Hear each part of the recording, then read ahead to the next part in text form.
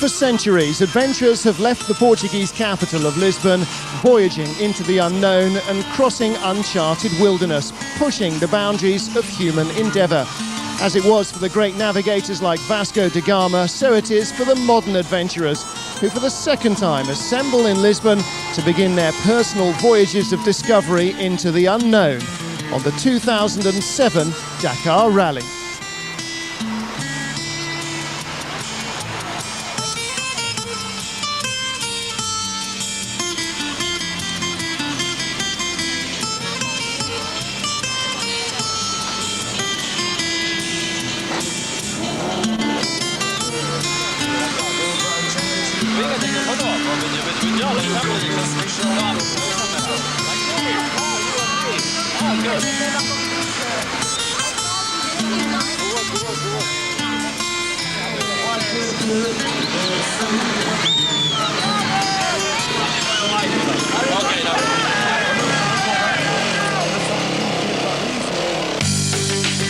From its start in the heart of Lisbon, the route takes in the first two stages on Portuguese soil. Competitors will breathe African air for the first time in Morocco, crossing the Atlas Mountains as they travel for 3 days through the country and over 2,000 kilometres. Mauritania and the Sahara Desert await. And for those who survive until the rest day, they will feel they may have broken the back of the event. But there's more torture to come. Crossing into Senegal, 4 days and 2,000 kilometres separate them from the end of one of life's great adventures.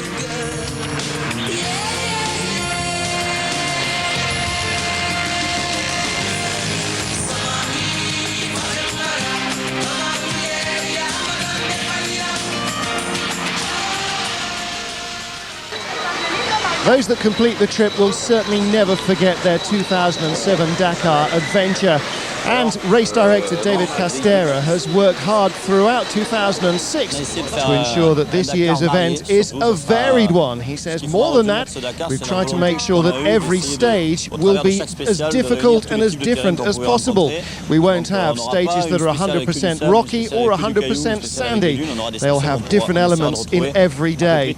Mauritania, of course, will be the most difficult part, but Morocco mustn't be underestimated.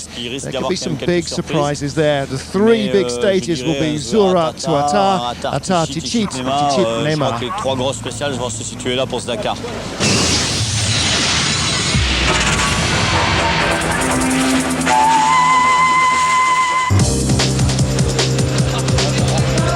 In the motorcycle category on this year's Dakar, there are 264 competitors entered. Around 30% of them might just make it to Dakar. For the rest, the torture on bodies and machinery will just prove too much, and they'll fall by the wayside. It's a superhuman test of endurance, particularly for the two-wheel competitors.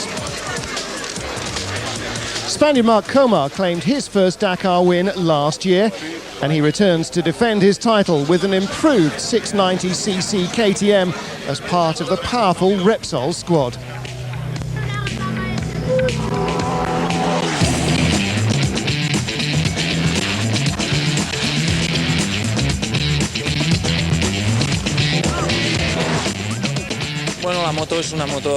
The bike's even lighter than before, more compact and easier to ride, reckons Comar. And that means it's less physically demanding. That helps the riders fight fatigue, which is everyone's enemy. His teammate Giovanni Sala finished on the Dakar podium in 3rd last year. And he too has one of the new machines at his disposal. Well, of course, I'd like to do better than last year, but unfortunately I haven't ridden in any rallies since the end of last year's Dakar, so really I'm suffering from a lack of competitive form and particularly navigation practice. I have been doing some training, but I've been riding ordinary bikes and not the rally raid machines. So my goal is to finish on the podium, hopefully in a better position than last year. I'll have to push really hard, because in life, if you don't take a risk, you don't get anything. Well, last year the Gauloise team couldn't quite match their Repsol rivals. Cyril Desprez won the most stages of any rider, 4 in total, yet he still missed out on a podium finish. the 2005 winners out for revenge. I'm really looking forward to taking the start of this event and winning it, he says, because another second place would just be meaningless. Supporting him will be Dutch newcomer Frans Verhoeven.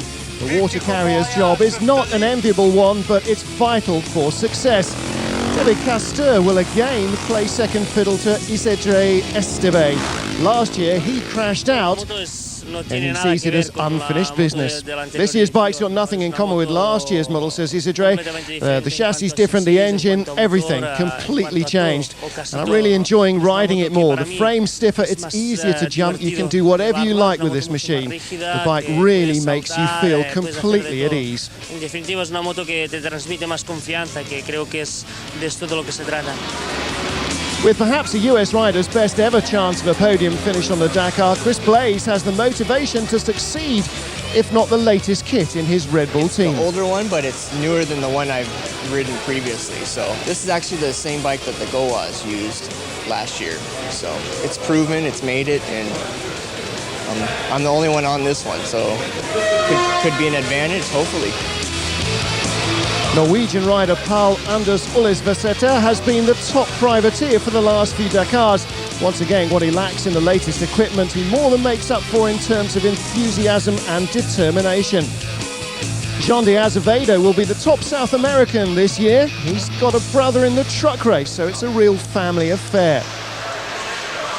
Yannis Winters is part of a Latvian presence on this year's Dakar that's bigger than ever, with entries in the bike, car and truck categories.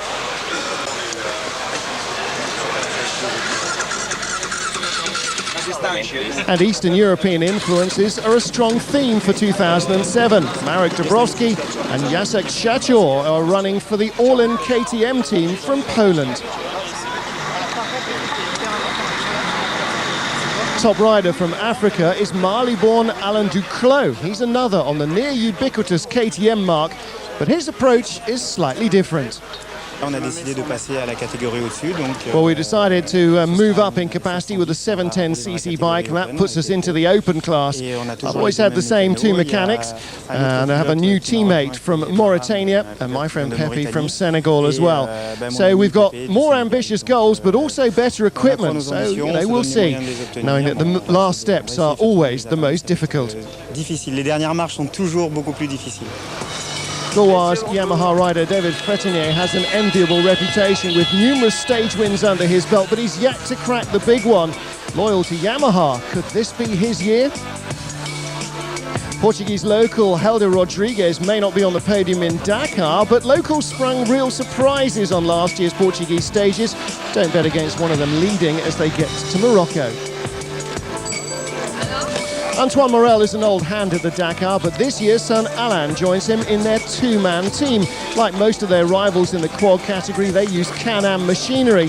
One question remains though, are they less mad than the bike riders or more?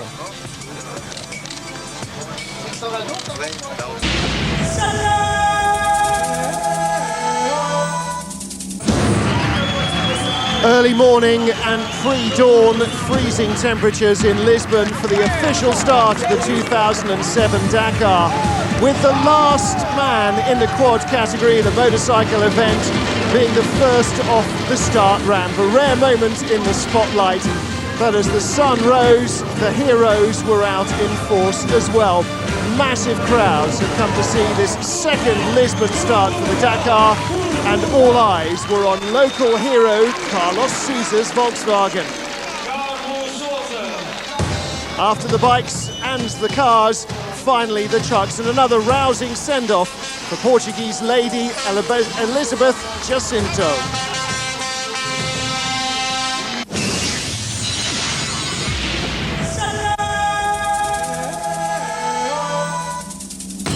The first stage of the 2007 Dakar featured 117 kilometres of testing sandy, rocky Portuguese tracks. Cold and mist awaited the competitors, adding to the nervousness many would have felt as they embarked on their great journey. In these conditions, no one could be sure what awaited them.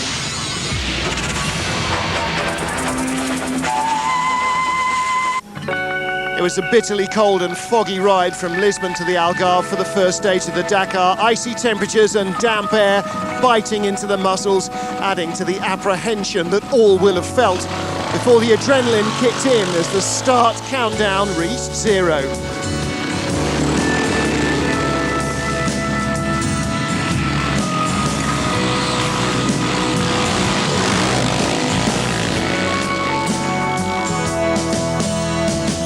And so it began, for some a little untidily perhaps, but for the locals a chance to shine.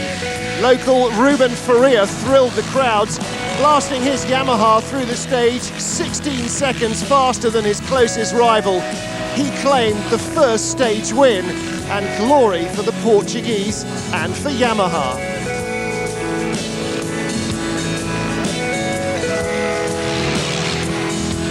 He wasn't alone either. Helder Rodriguez made it a 1-2 for the local riders and for Yamaha. No one is expecting the Portuguese to be on top of the podium in Dakar, but one of them may well be leading when we get to Morocco on Monday.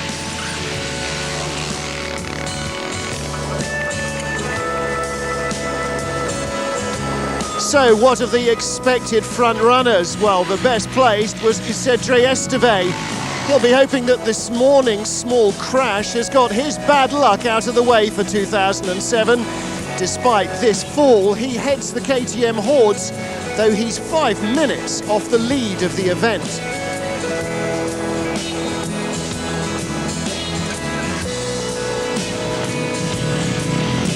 Frenchman David Castor, Esteve's water carrier, initially looked to have been the top KTM through the stage, but a timing error was later corrected, and he now sits just 7 seconds off his teammate's wheel.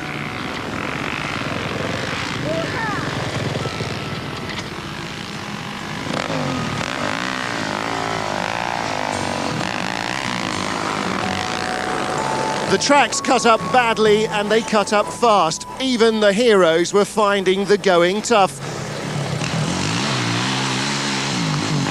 Esteve and water carrier Castor are experienced in this going, but you don't perhaps expect a first stage to be quite so enduro.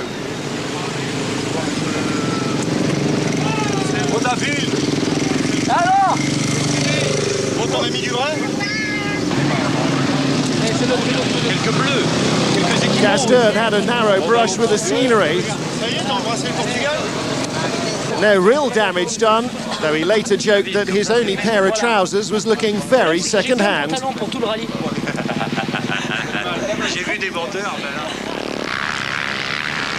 35-year-old Thierry Bettis from France loves the sand. He's a 3-time winner of the grueling all-day Le Touquet Beach Marathon.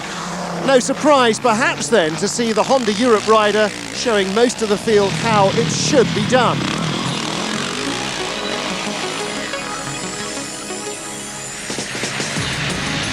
Bettis was 5th on the stage, 6th, another surprise perhaps, Jonas Street, the fastest American rider.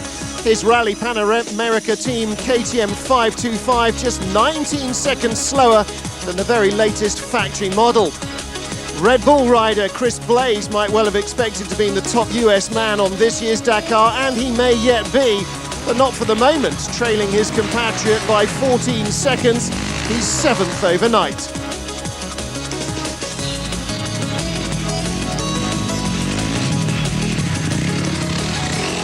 This early stage wasn't much to Pal Anders Oliverseter's liking. The Norwegian said the sand dug up very quickly to make deep ruts, and the huge numbers of spectators were at times worryingly close to the piste.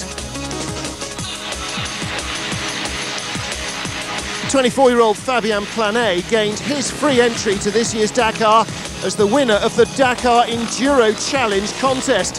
His place in the top 10 this morning in 9th proves that we have a new young talent on our hands. And as for compatriot Cyril Desprez, well, he was forced to ride very slowly through the closing 4 kilometres of the stage. He was running out of gas and couldn't do anything other than keep the bike upright. The team had calculated the amount he should carry based on the length of the stage, but the soft sand and deep ruts had pushed fuel consumption right up.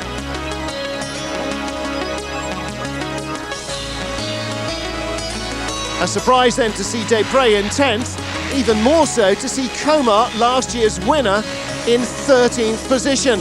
But he knows the sands of Portugal won't be where the rally is won, but it can be easily lost here with any small mistake. Komar firmly believes the Dakar doesn't really start until you get to Africa.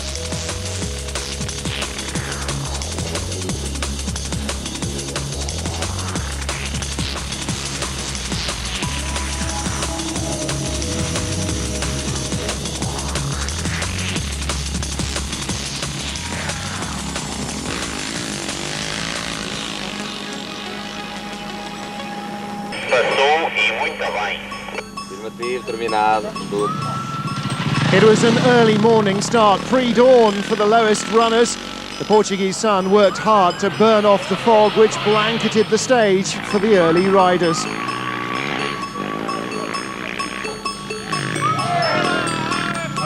The organisers had somehow created an African desert stage in the heart of Portugal. Just too much on day one for some of the privateers. Usually you expect to find deep sand in Africa. This year it came from the starting ramp.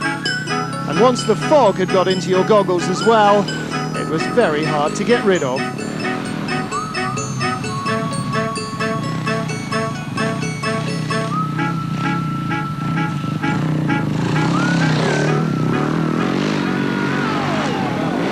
For the 150,000 fans jamming the stages, it was a great spectacle.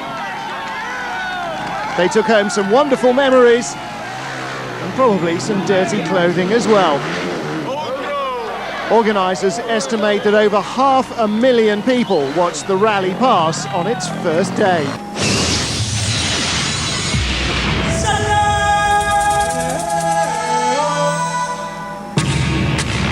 So confirmation then of the Portuguese and Yamaha 1-2. Isede Estre is the top international rider in 5th position, and out of the top 10, Mark Komar in 13th spot. Correu muito bem. Era uma especial muito técnica. I rode pretty well, says Helder Rodriguez. It was a very technical stage, and from the beginning I pushed really hard. Later I managed to control the speed a bit more, so I didn't get too tired, and finally made it to the finish. It was quite a difficult stage though. Just so thrilled to finish in the top 3. Really happy for the team and delighted for the fans. Esteve said it was a very unusual stage with lots of sand, some of it very soft. It was like being on a Dutch motocross track, but it's a good warm-up for this rally, which is going to be very long, very tough and probably very sandy. The main problem though was passing. You had to be careful. It was difficult to decide when to pass, on the left or on the right, because the track was so narrow. Not easy to find a good safe place to get by. David Castor says I was full throttle on the track. Suddenly a privateer came straight out of the middle of the crowd. He'd stopped and then restarted, and I couldn't avoid him. Hit him on his front wheel, he fell to one side, I fell to the other. I stood up and I helped him and joined the race a bit, but I was feeling a little rattled after that. Really tough time, said Thierry Bettis. It had everything this stage: dunes, sand, soft sand. I passed a few guys, it was pretty technical. There were a lot of fallers, very difficult through the trees as well, very hard to find good speed with all the different dangers that awaited you. But I had a really good time. I enjoyed it a lot. I don't ride much of that at home, and it was a new experience, but I had a lot of fun. I never knew that there was sand in between pine trees. I'd never ridden that before, and of course I hit one tree just a little bit, but it's okay.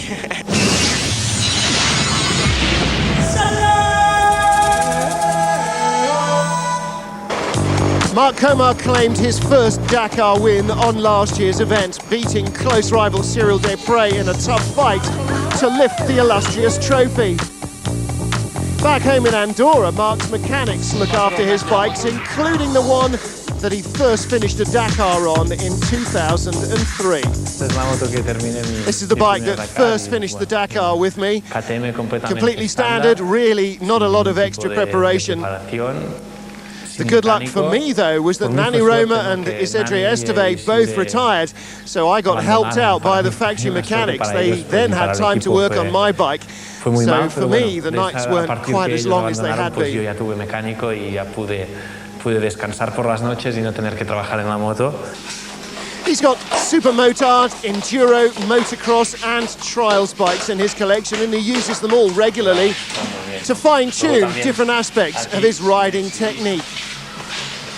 So here's the current stable, he says. Here's the enduro bike. That's useful during the final days for refining your technique. I use a super motard. It's really just for fun as much as anything else. Cada moto tiene su función. The motocross bike I use to train for speed and technique. El motocross nos va muy bien para la velocidad y agresividad, que con la moto grande se va perdiendo. Luego el enduro también técnicamente es muy bueno y es parecido al trial, pero trial un poco más practice for extreme situations. There are two sides to every Dakar. For the factory riders, it's all about minutes and seconds. For the amateurs and for the fans, it's more about survival in extremis. Being in Africa for many days and spending a lot of time in the desert, says Mark, has developed my adventurous streak. So now I really like that side of the Dakar as well. I really appreciate it. In the beginning, I was totally focused on the race, 100% on the riding. But now I can take time to appreciate the other side of it, and I really enjoy the adventure of it all.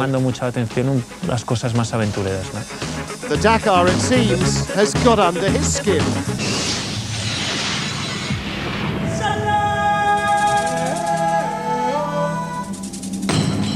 Today's 67-kilometre second stage was just for cars, bikes and quads, with some very narrow mountain roads. It was just too tight for the trucks, who headed straight for the port of Malaga.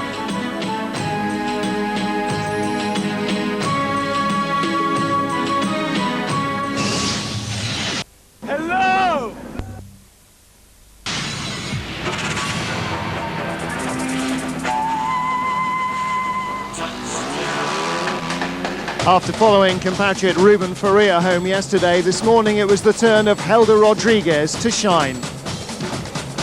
He was a full minute faster than his local rival and snatched the lead of the event, heading another Yamaha 1-2 for Portuguese riders on the stage and in the overall classification. And with the boat to Morocco waiting at the end of the day, he'll be feeling happy indeed. But how the lighter 450 machines fare in Morocco remains to be seen.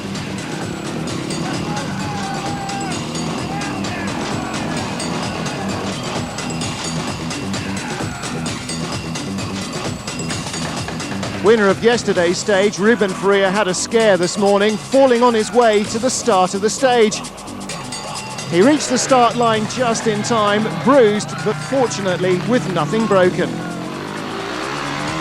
You can't help thinking that his fall might just have tempered his aggression a touch, especially with some of the very long drops on the edges of today's roads. Nevertheless, he heads to Africa just 47 seconds off the lead, in second place on the Dakar. Yesterday's fall for Isidre Esteve had no lasting repercussions. The Spaniard didn't expect to be able to match the pace of the Portuguese riders, given their knowledge of the stages and their lighter, more nimble Yamahas, and he didn't. A minute 45 behind winner Rodriguez, Esteve was third quickest. He lies 6 minutes off the overall lead in third. The perfect position to start in Morocco, he reckons. A similarly problem-free run for his teammate, the Frenchman David Castor, saw him just behind his compatriot. Esteve's water carrier, performing his role perfectly, will line up behind his team leader as they hit African sands tomorrow. After finishing in a lowly 13th on the opening stage, Mark Komar ensured he'll be firmly in the top 10 starters on the first day of African racing, with a solid 5th place on stage 2.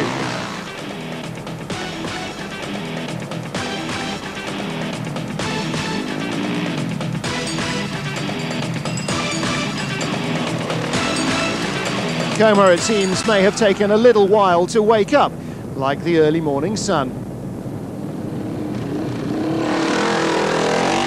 This is Fabien Planet's first Dakar. He only gained his entry on the very last day of the French Enduro Championship by winning the Dakar Enduro Challenge contest. 9th on yesterday's opening stage then looked like a great result, until he stopped the clock's 6th fastest today. The 24-year-old from Saint-Étienne has got one ambition: to reach Dakar. But tomorrow he'll line up for his first African stage in 5th. 29th on stage 1, Brazil's Janda Azevedo clearly put his nerves behind him this morning, charging into 7th on the special and moving up 12 places in the general classification to 17th.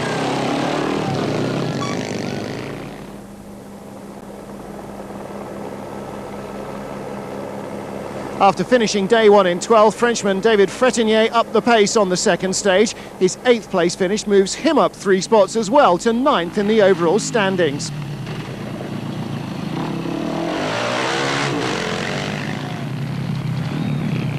Another slow-starting KTM rider was Giovanni Sala. The Italian was 20th, nearly 11 minutes off the pace on stage 1, and today he lost more time. He lies 15th in the general standings, a quarter of an hour adrift.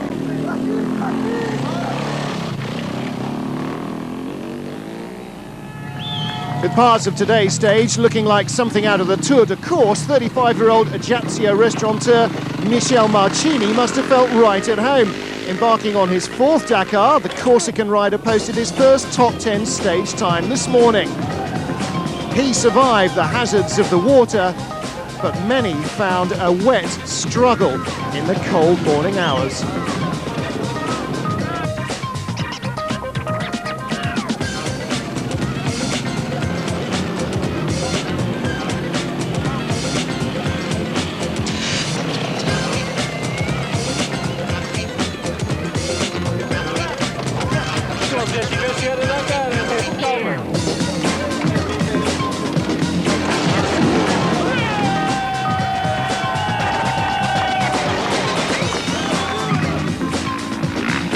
Thierry Batiste is a self-confessed beach boy. No surprise then to see him taking it a little easier on the gravel of today's stages. But with 5th yesterday and 12th today, he stands in 6th position in the overall classification. American rider Jonas Street was 6th quickest yesterday, but today's stage clearly didn't suit him quite as well. He was almost 5 minutes behind the Portuguese leaders, but he'll have a great starting position for tomorrow's first African stage, 7th. Norwegian Paul Anders Ulvesæter lost around 5 seconds a kilometre to the leaders on today's short test. His overall deficit of just over 11 minutes could easily be accrued in just one sand bowl in the desert, so all's not lost. After losing a lot of time on stage 1 running low of fuel, Cyril Desprez had more misfortune this morning, falling as he avoided a spectator who jumped out into the track with a camera. He broke his rear brake, holed his fuel tank and damaged his gearbox and throttle. Maybe it was the tough timing, maybe he woke up on the right frame of mind this morning, but one way or another, it was a great stage for Jose Manuel González.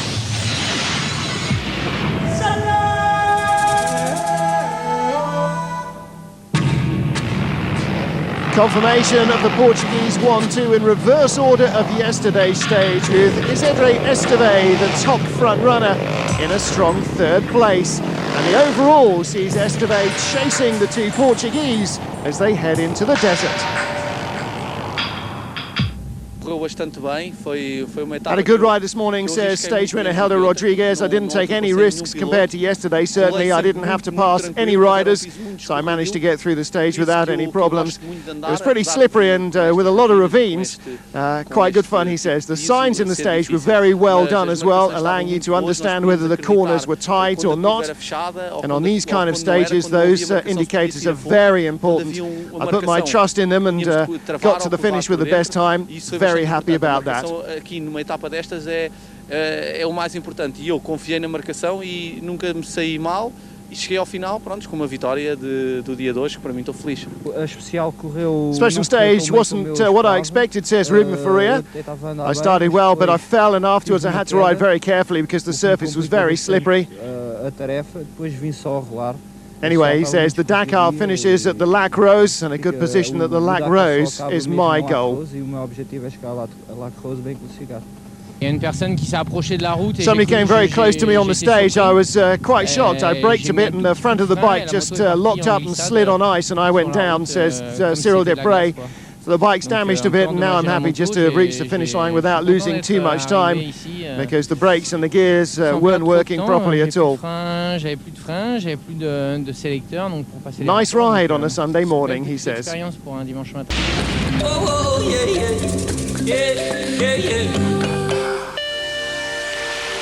Day 3 of the 2007 Dakar saw the competitors head from Portugal to the ferry that would take them across to Africa. Nighttime arrival in the port of Malaga after over 260 miles crossing Spain, and the thronging crowds that had marked the Portuguese stages were there in strength once more.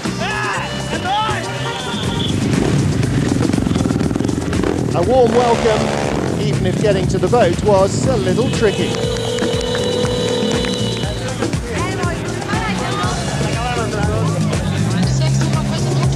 Dakar fever doesn't just grip African towns, it seems European ones aren't immune to it either. With hundreds of passports to be stamped and customs declarations to be filled out, eventually the entire caravan was loaded on board.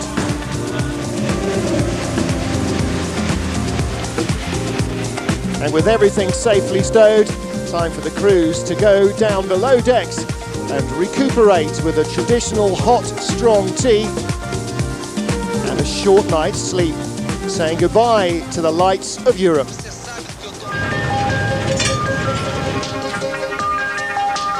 Time to stoke the fires at the capacious buffet. That all-important roadbook needs checking and altering as well for the next day's stage. And then with whatever few minutes are left, time to recharge the batteries. Still dawn as an hour away, but new lights and a new continent. Africa awaits. The sights, sounds and smells of the Dakar are about to take on a completely different look.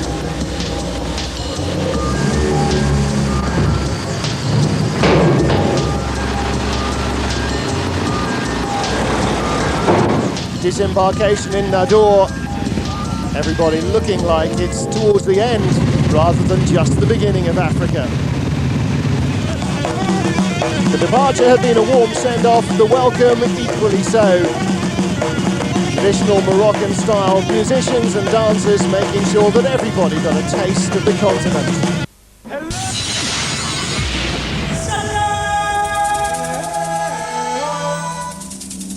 Day 3 of the Dakar sees the competitors on African soil for the first time. 200-kilometre liaison takes them from the boat to the start of the 250-kilometre special. Then there's another 200-kilometre road trip to reach the bivouac at El Rachidia.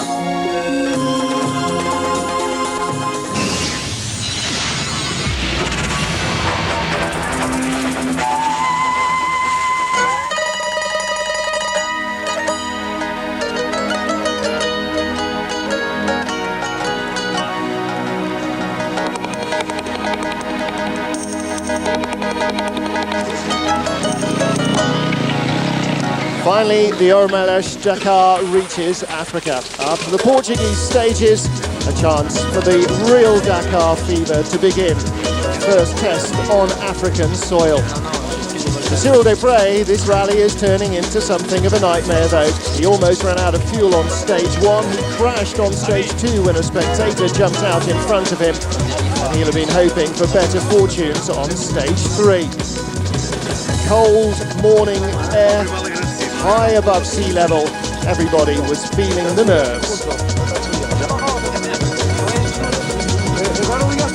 Problems for Portuguese Helder Rodriguez. The rally leader had crimped cables jamming his throttle and his speedo. Hasty roadside repairs with plenty of help on offer. In the end, he did get going. He finished the special in 23rd place, losing 23 minutes and 23 seconds to the leader.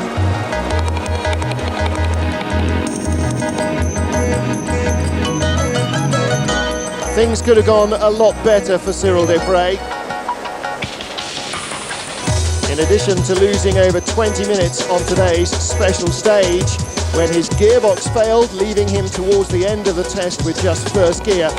He then had to ride the 192-kilometre liaison section at just 60 kilometres an hour. He made it back to the bivouac, but he'll start tomorrow in 16th position, 26 minutes adrift.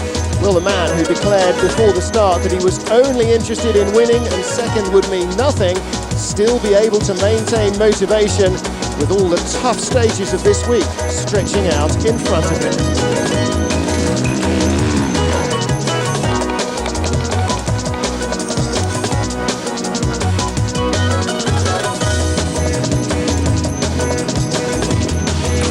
Rodriguez, despite his early morning worries, did get going. And the man who led the rally into Africa was certainly determined that his 450 Yamaha would stay as close to the front of the field as possible. But in this going, he's finding himself outpowered and outrun. And just possibly outnavigated too.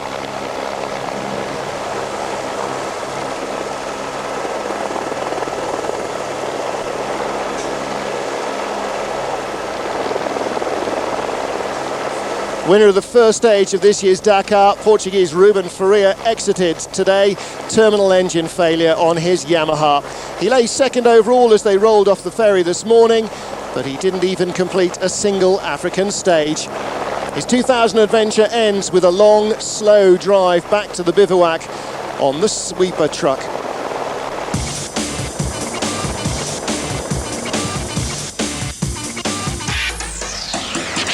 In stark contrast to those with troubles, last year's winner showed his intent again today, clocking the fastest time on stage 3. Now that the rally's reached Africa, the gloves are off. The expected front runners have overhauled the Portuguese duo who led after the first two specials. Now it's going to be all about catching Coma.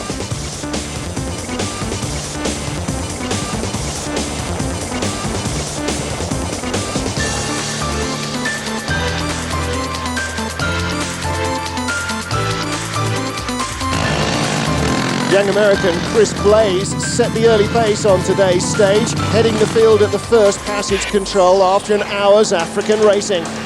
In the end, Coma pulled out less than a minute over him, but a second place finish today puts Blaze into 5th overall from 18th as he came to Africa. Just goes to show how little real ground was lost with his cautious approach to yesterday's stage.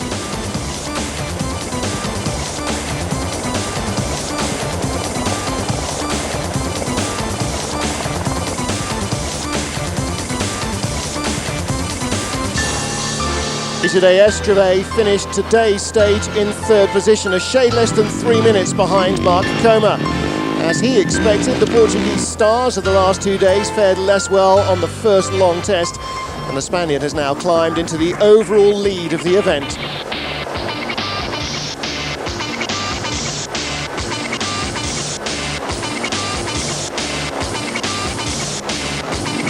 Fourth behind teammate Esteve on yesterday's stage, and again the same for David Castor today, perfectly playing the role of water carrier, tailing the Spaniard all the way, finishing just 30 seconds slower after 250 kilometres. After a cautious approach to yesterday's mountainous stage, American rider Jonas Street raced through today's special, 5th fastest, his best result on this year's event to date. He started his African adventure in 7th place this morning. By the time he reached the bivouac, he'd moved up to 6th. 35-year-old Alain Duclos from Mali posted his best ever result on the Dakar last year in 13th. Riding with a new knee after surgery to correct a long-standing injury this year, he seems to have had a new lease of life, 6th on the first African stage. 26-year-old Spaniard Jordi Villadoms is acting as water carrier for Giovanni Sala, but today he was much quicker than his teammate. He was 7th.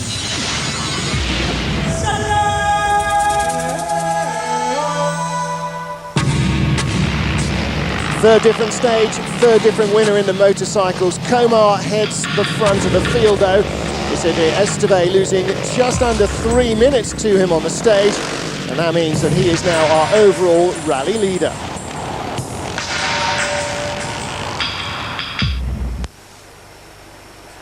Do you watch for the live events to be part of the live crowd right till the end? Very happy with this first Moroccan special stage, said Mark Coma. Navigation was important today and I managed to keep a good pace. Dangerous special though, because the tracks were really washed out because of the rain that hit Morocco this year. It was very difficult, especially at the end of the test. It's just the very beginning of the rally, of course, but it's better to start well than to start badly. Mejor que vaya bien que no mal, no, pero no quiere decir nada esto.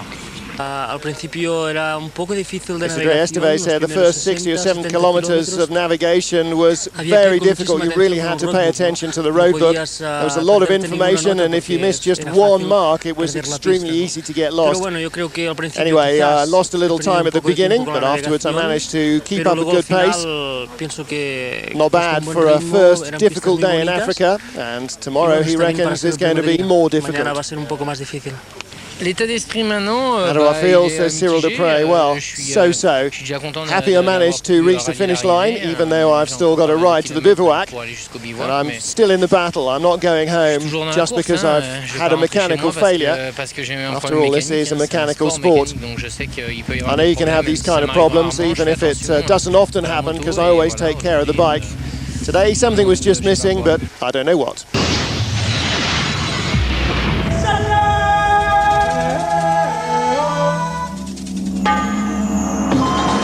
After an hour's travel to the start, competitors faced a 405-kilometre Moroccan classic. Skirting the Algerian border, it featured fast sections as well as some of the first real tunes. It's the first of 4 back-breaking days, which will test even the strongest.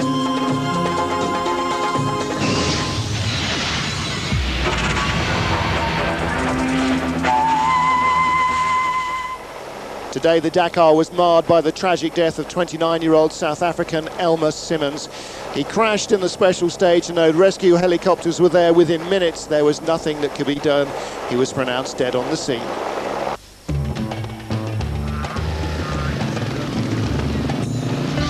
It was another pre-dawn start. Cold bones aching after a night of restless rest. We're ready with nerves a-jingle. The start of this marathon day would mean not only was speed necessary, but also a degree of caution. With no full service waiting at the end, riders had to be very, very careful indeed. And as with the start of yesterday, navigation would also play a factor. Cyril Desprez seemed to know where he was going, but others weren't quite so certain.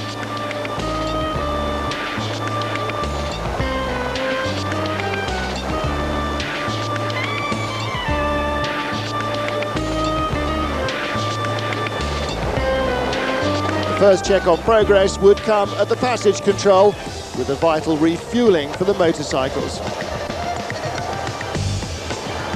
If they could find it.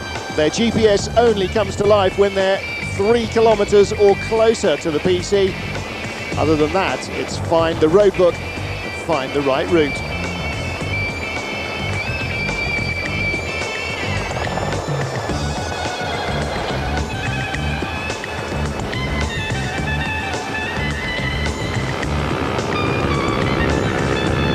Race leader Mark Coma seemed to have got all the indicators right, and he was streaking up to the first control.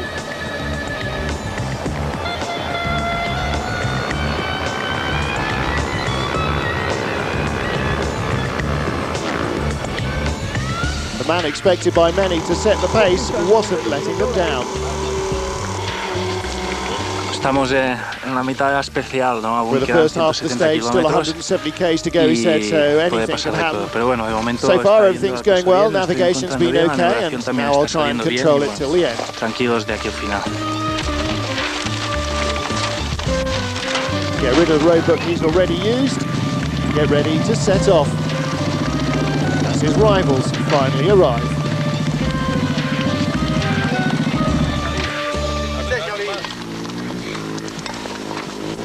Hier, j'ai dit à mon manager, j'ai dit I did all the championships with Coma, said David Custer. He knows the terrain. We competed here last year in the Morocco Rally.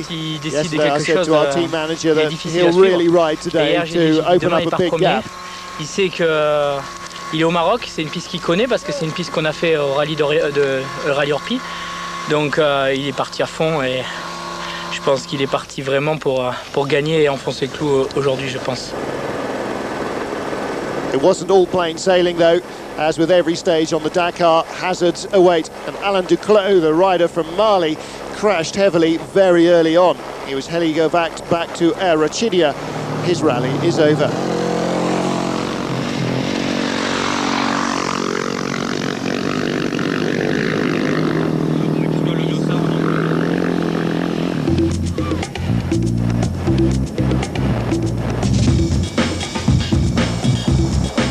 After claiming his first stage win yesterday, Mark Comer was in unstoppable form this morning, blazing through the stage. He was fastest at every checkpoint, claiming his second victory.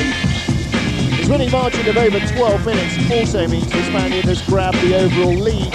Last year's winner is still the African benchmark.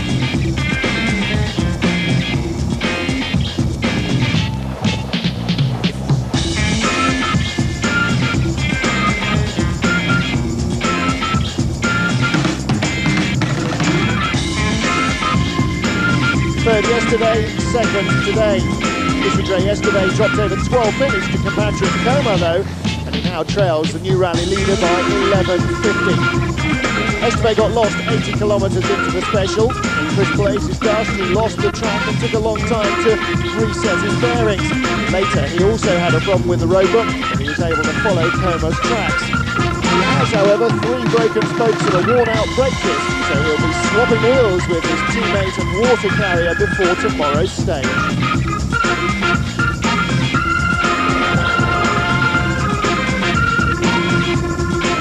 Finally, though, a clean run for Cyril Desbray after 3 troubled specials. Not even a camel to put the Frenchman off his stride. Fuel worries a crash and a broken gearbox have hobbled his efforts so far, but today he was in the top 3. Last night he promised us he wouldn't let his troubles get him down, and so it's proved. He's in 6th overall, but just 30 seconds behind 5th position, so an improvement seems likely.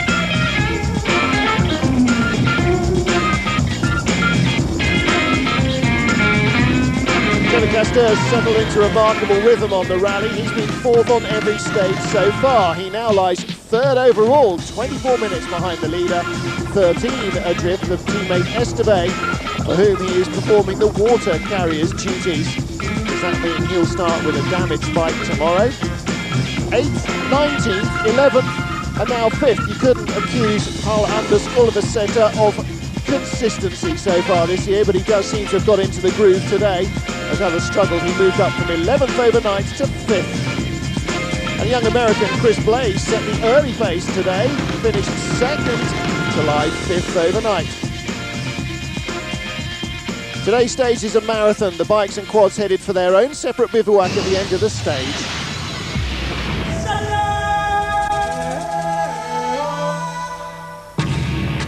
Confirmation then of another stage win for Mark Comer. Esteve losing over 12 minutes today, and Desbray close to 20.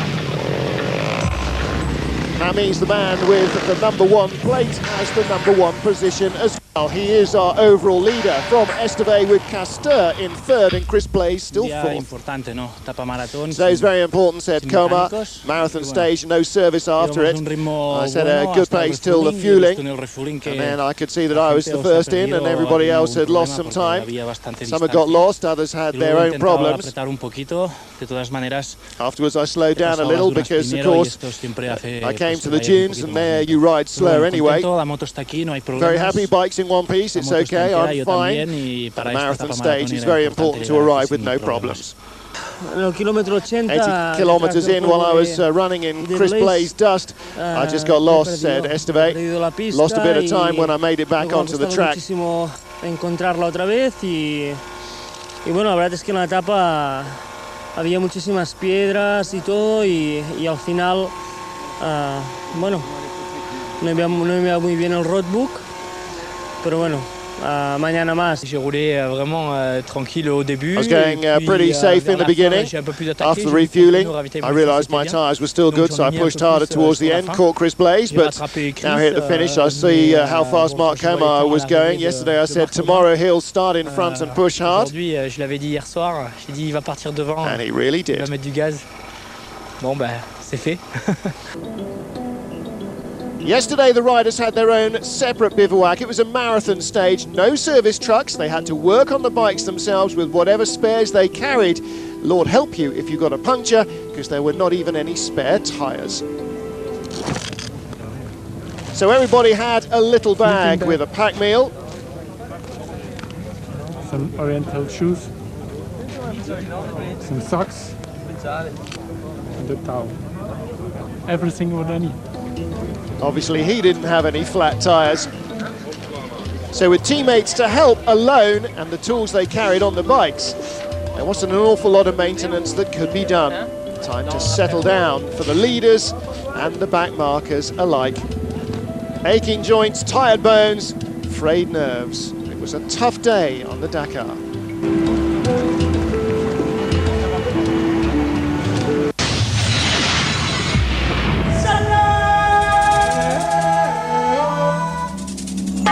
The final day in Morocco sees the crews descend from the Atlas Mountains towards the coast, and it's a long day. A 352-kilometre stage, then almost 300 kilometres to the bivouac. By tonight, they'll have covered over 3,000 kilometres of the course.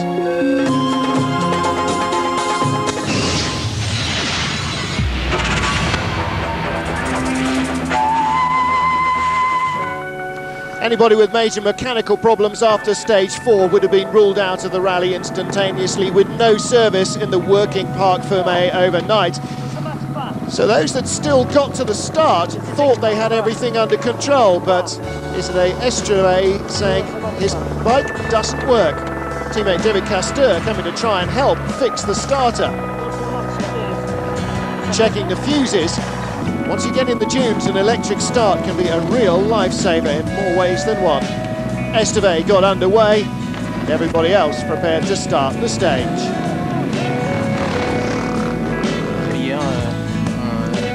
Yesterday, he said Cyril Dupre before the start, I rode for 170 kilometres in the dust, and let me tell you, it was tough. I was careful, that's my motto. There's still a long way to go.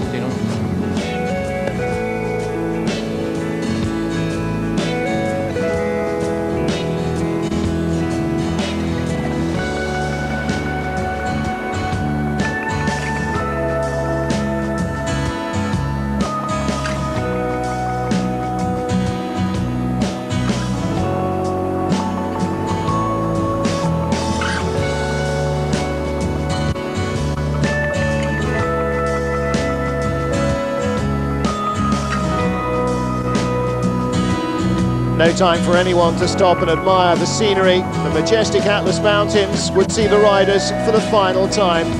2 steep ascents, and then they headed down on the plain and the long run towards Tantan. Cyril Dupre was the man in front on the stage. Mark Comar, yesterday's winner, had a comfortable enough lead that he could afford to follow the Frenchman.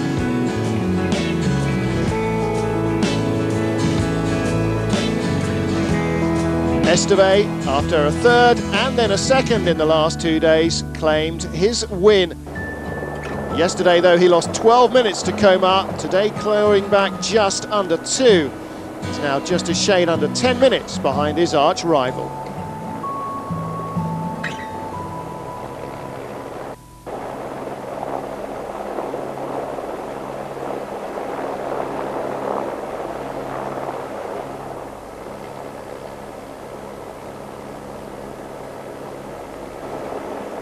Even up in the desolate heights of the Atlas Mountains, there were still people waiting.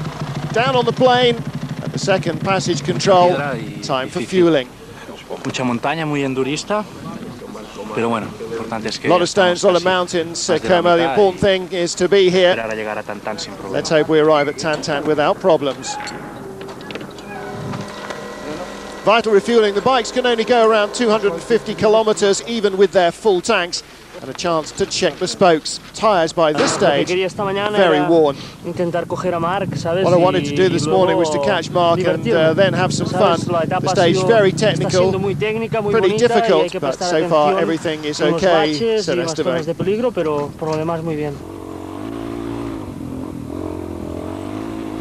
And so on to the final leg of the stage, dusty, sandy roads, and visibility would soon become a problem.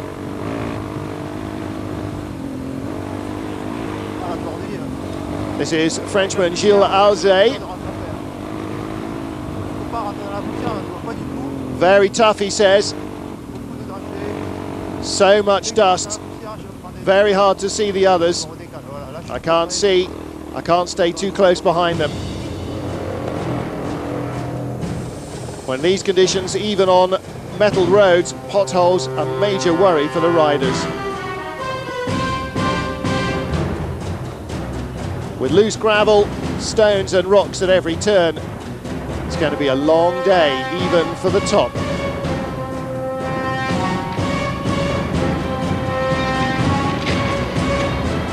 Here in Morocco, the rally really starts for the privateers. Now it's just a struggle to survive and make it to Dakar. And without the help of fellow riders, far more would probably fall by the wayside.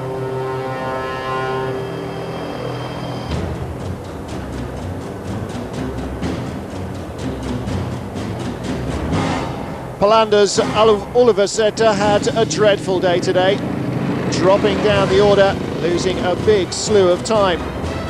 He hasn't really been on top form all rally. Today was certainly his lowest point yet.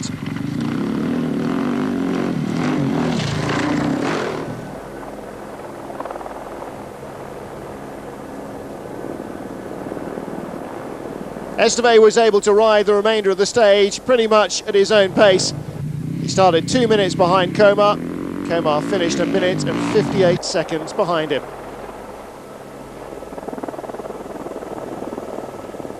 But for Komar, surviving this last tricky stage in Morocco was the real key. His lead remains intact. He's got a 10-minute advantage as they head towards Mauritania.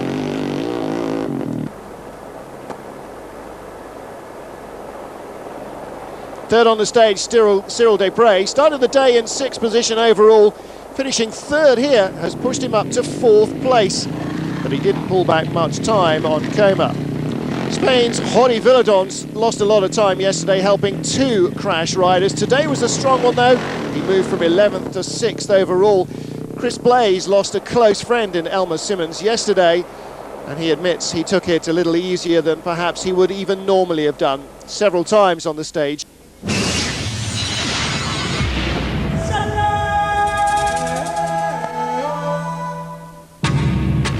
Confirmation then of Esteve's win as he moves up closer to Mark Komar by 1 minute and 54 seconds. Desprez in third ahead of Viladoms and Blaze. Chris Blaze still in 5th position.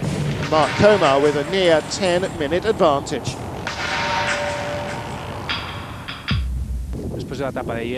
After yesterday's difficult marathon stage, said Komar, the pace was a little slower today, and that's got to be expected.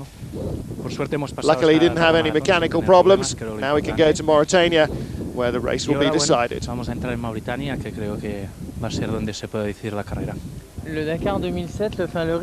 pace of 2007 Dakar is really fast. It's another tricky stage today, said Cyril Desprez. No huge difficulties, many little things to watch out for. It was quite slippery this morning.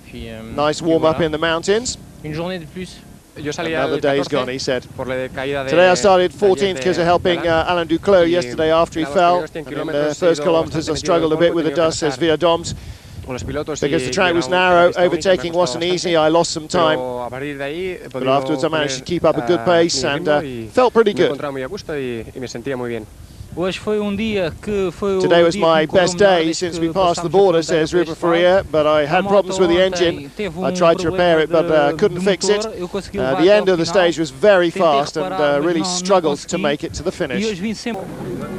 Tantan, night time in the bivouac. While most of the riders have already warmed themselves up at the fireplaces, the oldest competitor in this year's Dakar was just arriving. 65-year-old Robbie Allen.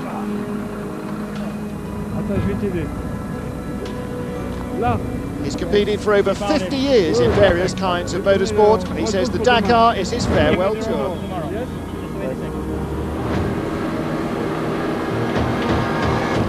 Well, I'm Robbie Allen. I'm a Scotsman, come from Aberdeen, and this is my first Dakar rally. We stopped at the last check today and there was no water, so that was bad. You are very thirsty? Well, very thirsty. I got a drink when I came into the final check, you know. Later that night, riders and mechanics got a first taste of the Sahara. After a long stage, the bivouac was hit by a sharp sandstorm. Riders fled their tents. The mechanics and the privateers, without support though, had to get on with it in the wind and the dust. Not an easy night.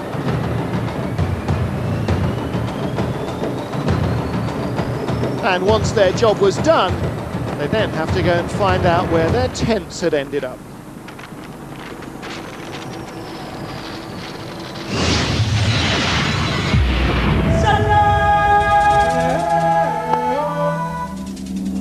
Today is the longest in the entire rally, 414 kilometres of liaison just to take the teams across the border into Mauritania.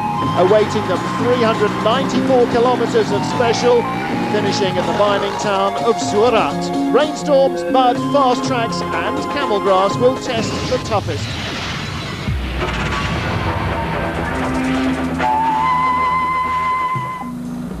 With such a mammoth day in front of them, there was no rest for the wicked, or indeed for the superstars. The fastest riders on the previous day's stage are the first to set off for the next days. It's really hard being a biker, says Cyril Desprez. But good sleep on my big, thick mat. Esteve up early as well. Multilingual. And David Castor saying it's going to be a very long liaison, whole day in the saddle, and then we are getting ready to start. Long day. Well, as the stars have had at least some sleep while their mechanics fix the bikes, for the privateers there's not always that assistance. Riders who don't have a deal with an assistance company have a trunk. Fuel company Elf carries it around from day to day for them, and in it is everything. Their sleeping equipment, their tools, their spare parts, and even some mementos of home. The first job every night is to get it out, fix the bike, and the last job to take it back to the plane for the next day's stage.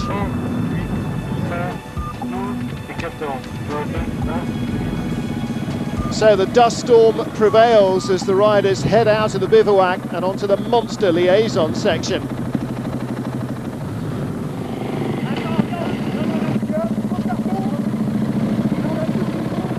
It's dark, it's windy, it's blowing a gale. 4:30 in the morning, the stage gets underway. And once the sun rose, the riders would see what awaited them.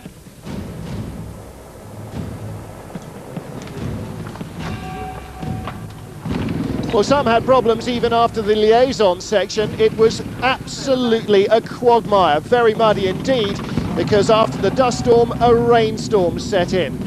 Everybody was filthy before they'd even arrived at the start line.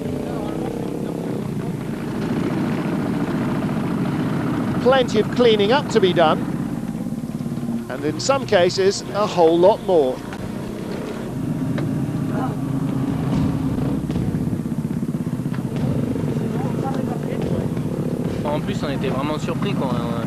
Little surprise, says Cyril Desprez. We had some rain on the road, but we said we're bikers, we're not scared. But when we arrived, we saw what sort of mess it was. He said it looks like we've been riding through the Auvergne in France. Even rally leader Komar said it was a very difficult liaison. A lot of rain made the terrain very tricky, and the bike's been covered in mud. I had to clean the radiator and change the brake pads, which were completely useless.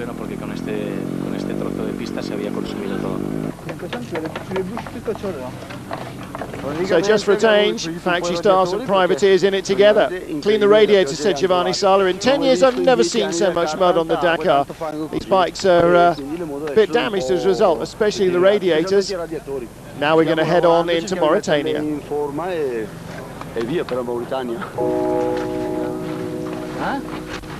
But there are even worse problems for Helder Rodriguez. His tyre completely destroyed. Stage winner in Portugal, he's now 11th overall, and he only gets to start the stage courtesy of teammate Pedro Bianchi Prata. The other Portuguese Yamaha rider donates his rear tyre. He'll then have to wait for the assistance trucks before he can get started. Any hope of a high finish is over, and he's done his job as a teammate.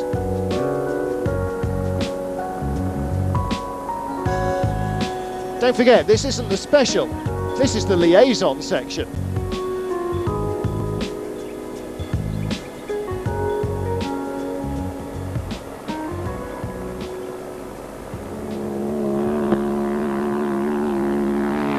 So eventually, after the nightmare, dark, wet, muddy liaison, the stage underway.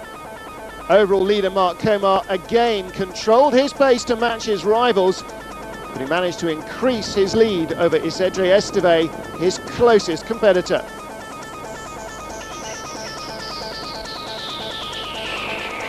Jordi Villadoms, the number 21 KTM, claimed his first stage win of 2007. He was 4th yesterday and was 6th on the leaderboard overnight.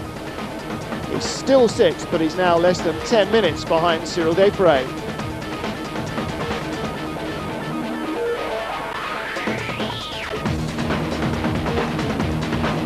Komar able to maintain his advantage just by keeping a weather eye on his rivals. It was up to them to try and make a break.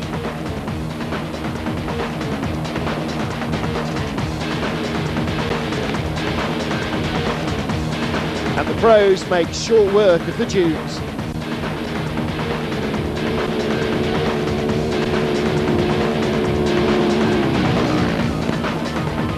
Riders had expected there to be a lot of sand today. There was, but it was fast sand. Chris Blaze recorded his best stage result of the Dakar so far. He was 3rd today. He remains 4th position overall, having moved up from 5th yesterday evening. He's 3 minutes behind David Castor. Well, with Villadoms winning the stage, Komar in 2nd and Blaze in 3rd, it was up to the others to try and match their pace.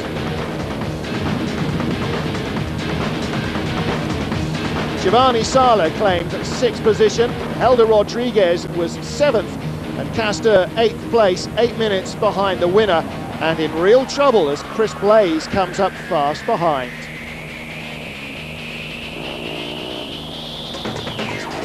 Cyril Desprez decided to branch away from the lead group 100 kilometres from the finish. Gearbox problems ensured that his strategy didn't work, however, and he dropped 11 minutes.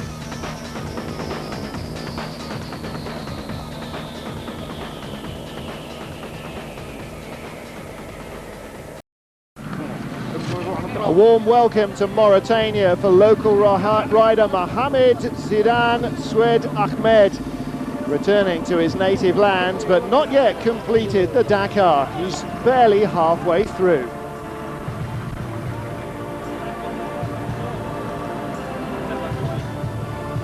Well, after the Atlas Mountains and Morocco, the rally reached Mauritania. Wider, open, flatter, and certainly in stage 6, faster. For a lot of the riders, it was going to be a tough day, constantly being passed by high-speed flying cars. But even the riders of motorcycles had somebody to get by.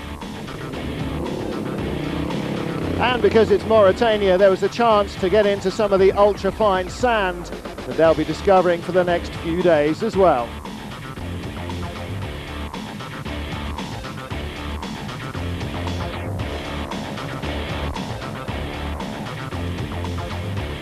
Stunning scenery and the chance to run flat out for a lot of the stage, but just the odd scare. Technical problems for Eric Vigouroux in the Pro Truck Chevrolet. He had a radiator leak.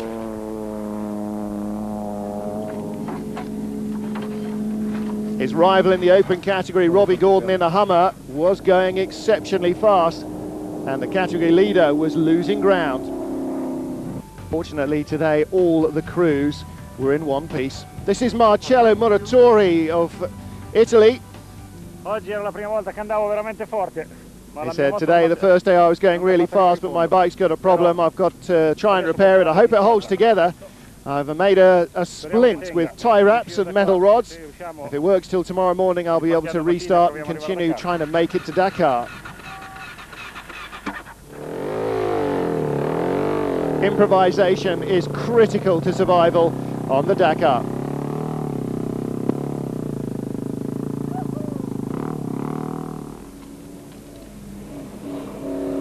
But not everybody will make it. So what happened to you now? The motorcycle has seized. Hey, so part of the Dakar. That maybe you will finish. I must. Yeah, I must. You cannot repair? No. Yes, we can if we get to the finish. We can repair.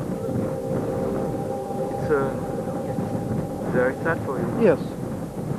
A year's work.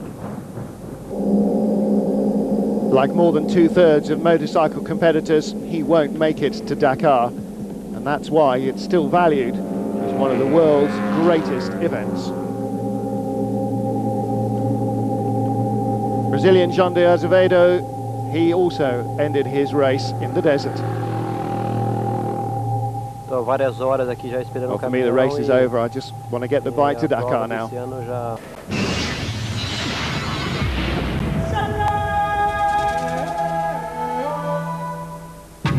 So here's how it looked after the longest day of the event. Jordi Villadoms claiming his first stage victory in this year's event. Komar keeping the rest under control. But Blaise charging up the order, 4th place now and closing on Castor as Komar controls the event.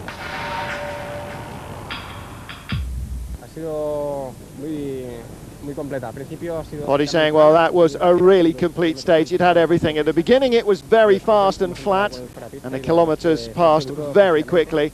Then a lot of off-road, very tough physically because there was a lot of camel grass in the dunes. And then the last track was stones and sand. It was supposed to be an easy stage, he reckons, but it was very difficult, especially with a bit of off-road. I rode in front, said Komar, keeping company with Isidre. Things went quite well. It was a difficult stage though. First one in Mauritania. Importantly, one day less to the rest day, and we're all going to need that, the riders and the bikes. It was fine. I had a good time. I enjoyed it. The liaison was harder than the special.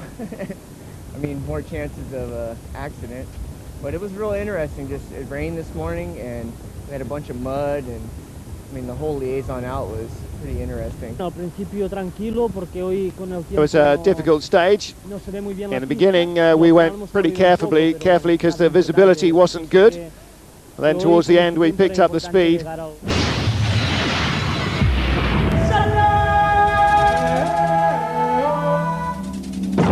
Stage 7, Zouarat to Attar, the longest special in the entire rally. 450 kilometers of classic Mauritania, fast stony tracks, camel grass, and those dunes.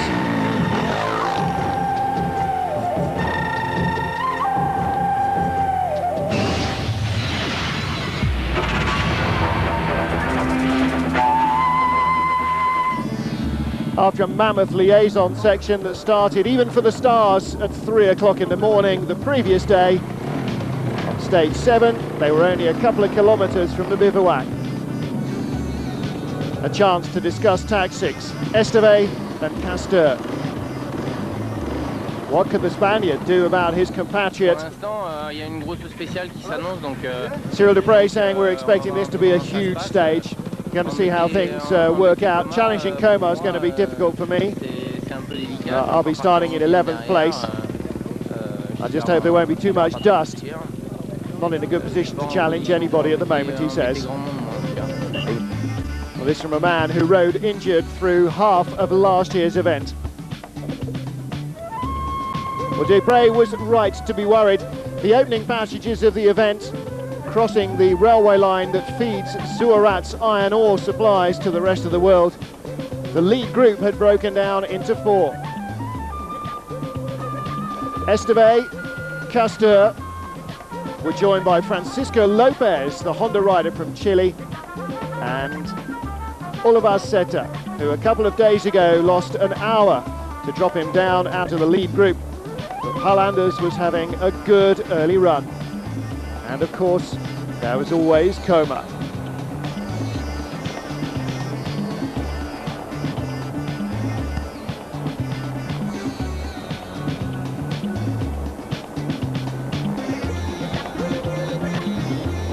At this stage, there was a decent enough breeze to get rid of the sand.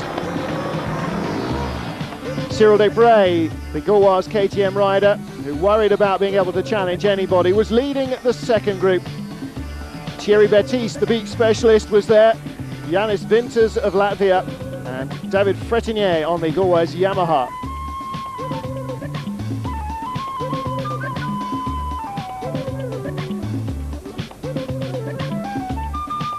In these wide open desert stretches, even with the roadbook, it's not always easy to make sure you've gone the right way. And the dunes just help to lead you further astray.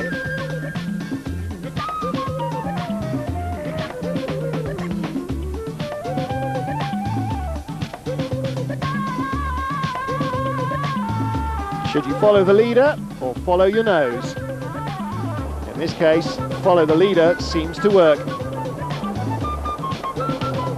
Coma controlling the pace, Jordi Villadoms alongside him in the lead group as they arrive at the passage control.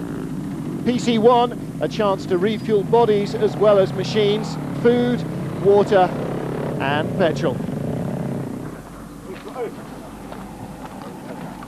And in the brief respite from the punishment of the road, a chance to discuss tactics and what to expect from the stage coming up.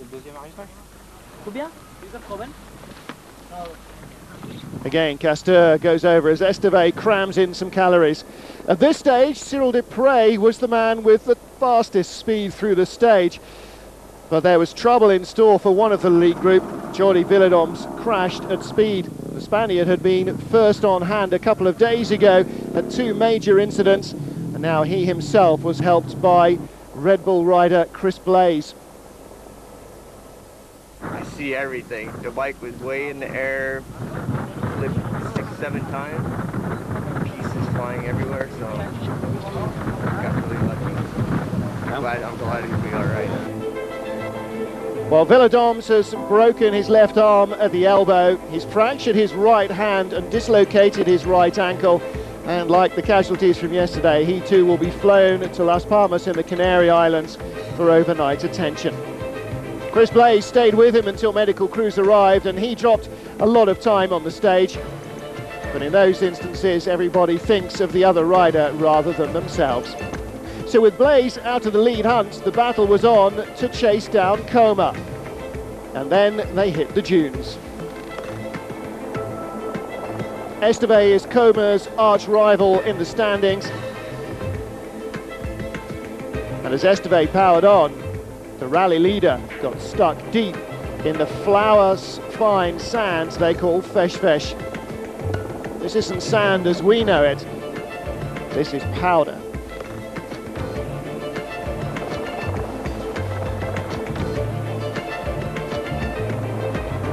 Coma lost a minute or so there, but he struggled throughout the dune sections today, while Esteve seemed able to find a cleaner route through.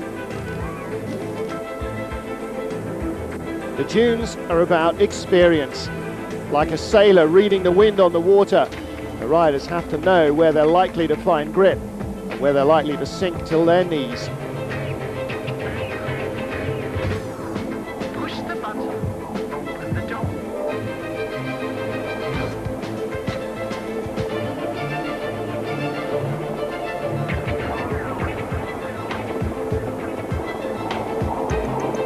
Desprez was making good work of it as well. He started in 11th place, but despite that, the man who lay 5th overnight wasn't averse to having a tumble himself. In these conditions, it's very easy to lose minutes and to lose a lot more. Following another rider's tracks over the top is always a risky gamble. It shows they made it to the top. What it doesn't tell you is what's off the other side. Palundus Uluwaseta having a good run through. He too made up a lot of time today, coming home second on the stage behind winner Desprez. It doesn't give him back the hour or so he lost in Morocco, but it does help with the confidence. Third place, David Castor. Obviously the notes he swapped with teammate Esteve certainly helped in one direction. And Chris Blaze, stopping to help a fellow rider, came home still in 12th position. That half an hour, by the way, had cost him.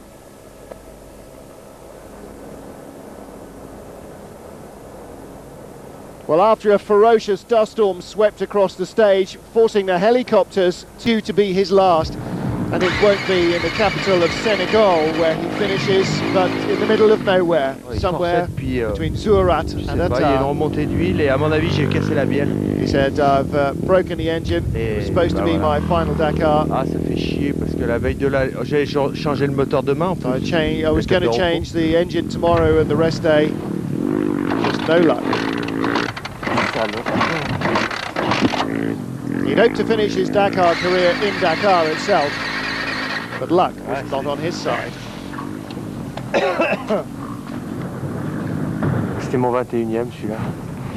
Donc c'était bien terminé sur la plage. Well, that's the end of it. It's been a long career, absolu. but the dream is over for this year. D'être battu en moto, hein. Sometimes the traditional ways are the best. In terrain like this, human legs and those of the four-legged ship of the desert are often much more effective than anything that modern technology can provide. For competitors in the motorcycle category, 2/3 of whom are first-timers, it's a tough uphill struggle.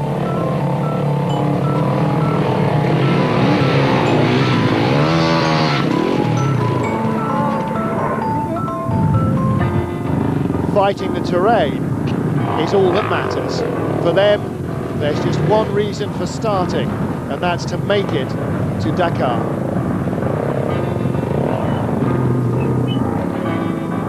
And there's a camaraderie like none other between the competitors. If you help someone in trouble, surely enough, somebody else will help you when you need it most. That was a minor insignificance. He was back on his way. With the Sanjus arriving with the beckoning borders of Mauritania later in the first week, terrain changed again.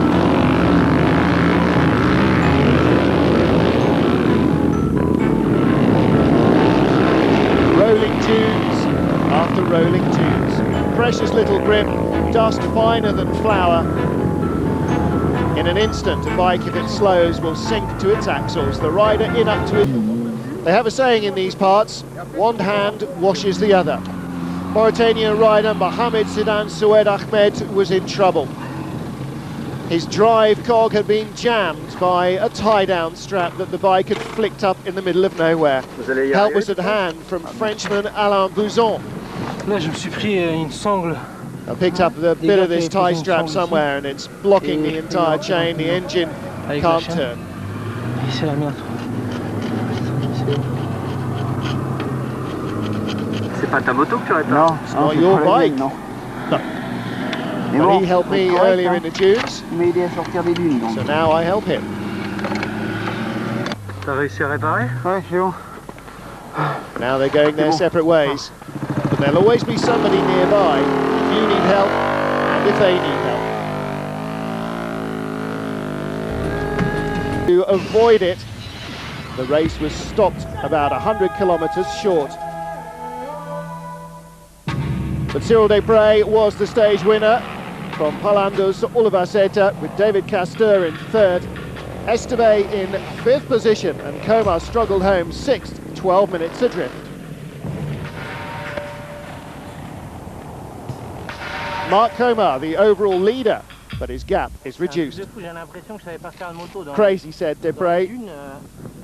I got the feeling that I just wasn't going to be able to ride anymore. On the dunes I got stuck 4 times, more than last year in the whole Dakar.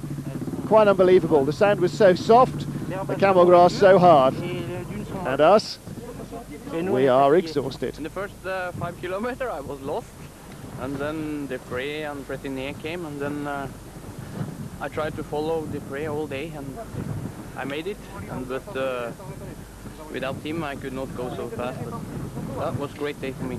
I hope Jordi's fine, he said, Jordi Villadoms. When I saw him on the ground, it was really tough watching a teammate lying on the ground like that.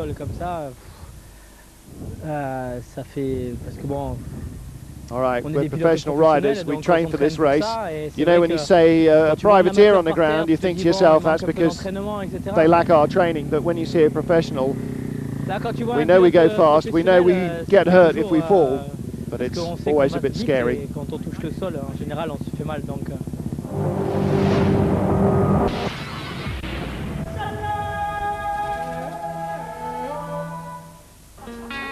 The roadbook, the guide that allows competitors to find their way through the middle of uncharted desert. But how does it work? With 5 Dakar under his belt, 37-year-old Gilles Alguet from France is going to run us through the magic of the roadbook.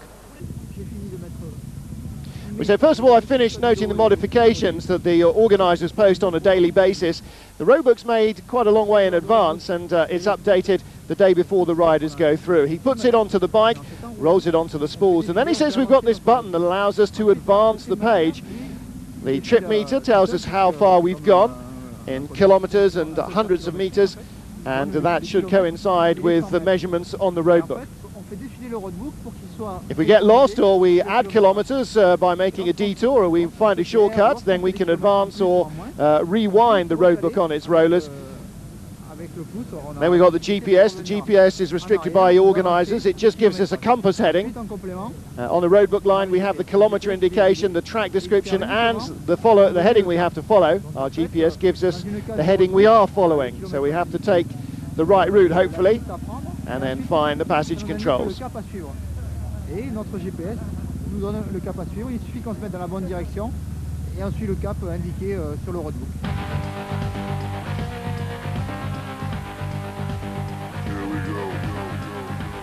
On a beaucoup de mal à piloter. Sometimes it's really a struggle to ride and read the roadbook at the same time. You've got to look out for danger, and at the same time you've got to keep an eye on the trip meter and the GPS. It's really quite complicated. So you wondered how they found their way through thousands of kilometres of African wilderness.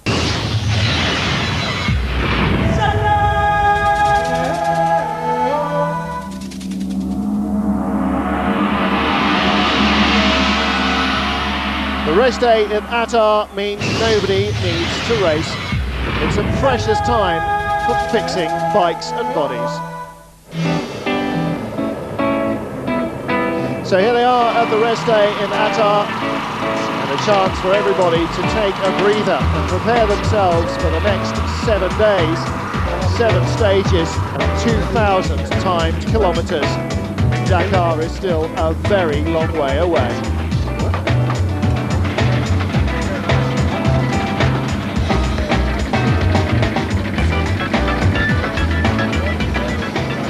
Eric Bernard says the next 2 days are going to be very difficult for the riders, for the men, for the mechanics and for the bikes. The riders have a massage and a rest today. The mechanics work just as hard, but we're happy because there's not so much to do. Most of the machines will be stripped down to their components and rebuilt as if the first week had never happened, because what remains in store is as punishing as anything they've seen.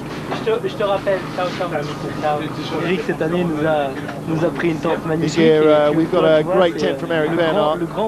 We can really rest well. I spoke to my family, spoke to my fitness trainer, telling them everything's fine, going really well.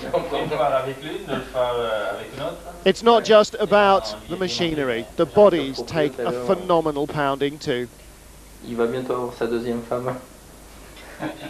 He's like my second wife, jokes Eric Desprez. Les mains accrochées says the pendues au hands are guidon, c'est vrai que hugely ça boule stressed un peu. through the handlebars Les cervicales aussi prennent and un the peu neck as well. les motards et especially for the riders. The lower part of the back as well gets a big pounding, but we're very well equipped. Max, the Italian physio, sorts us out with his massages. Everything's cool. We prepare our stuff, our little bags of food. We get ready for the second part of the rally. You know Cyril Desprez? Cyril asked us local. No. Un blanc.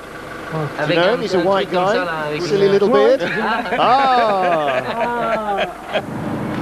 Cyril has just had a shower in his house. A welcome bit of comfort.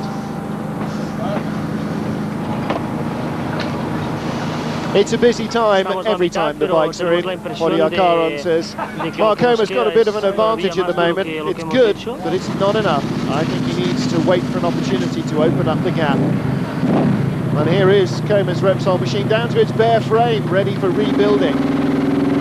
Preparing the bikes in the desert, for the desert. Mark Comer está primero, con una pequeña ventaja, pero no es una ventaja suficiente para estar tranquilo. Yo pienso que Comer's advantage tiene que esperar una won't keep him going, para but he's got to wait for the right opportunity to try and open the gap.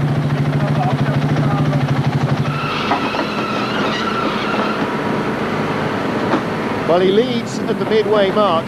The man himself says the important thing will be to avoid mistakes and not to have technical problems. In Mauritania, mistakes really cost you dearly. I've got to focus on myself and just get on with it. The important thing, not to lose time.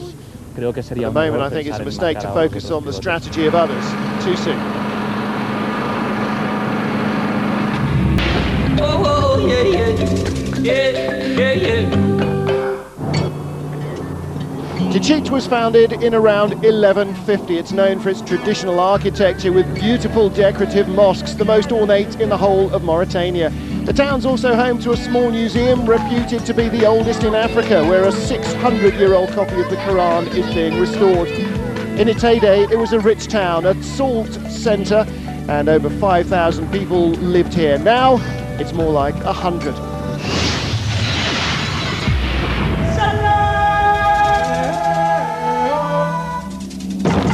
Today's stage will probably change the face of the rally. It's a classic Dakar test. 590 kilometres featuring almost 200 k's of sand dune hell.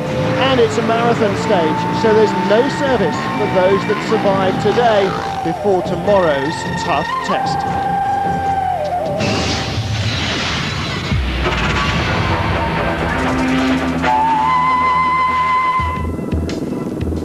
A beautiful early morning start. The ride from Attar to Djibouti was never going to be an easy one. This was one test that particularly the riders feared. There was bound to be a lot of sand, and for those that don't have the technique of the professionals, a lot of struggle. But a warm send-off first for rider number 187. He's the Mauritanian, Mohamed Zidane Soued Ahmed, with local fans here to cheer him on. Before the sand, it was a fast but twisty piste with loads of rocks waiting to catch the unwary. And a dust storm blew up. Ahmed is having trouble finding where he's going. He's even wondering why on earth he's bothering. So we're right in the middle of the desert here. It's hard, but it's an adventure, this Dakar.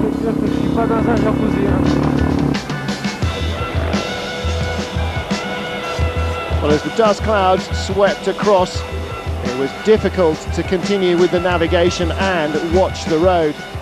Plenty of traps for the unwary. A few tricky navigation sections early on would have caught out plenty of first-time riders, many of whom still remain. There wasn't really time to enjoy much of the scenery, alien though it is to many European eyes.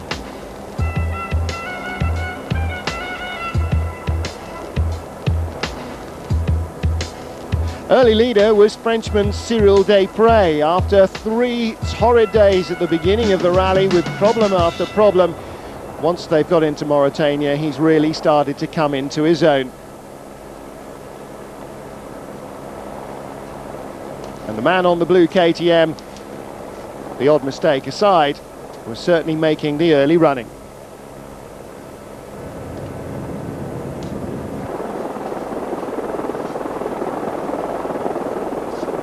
Finding his way through the locals, being chased by the following pack.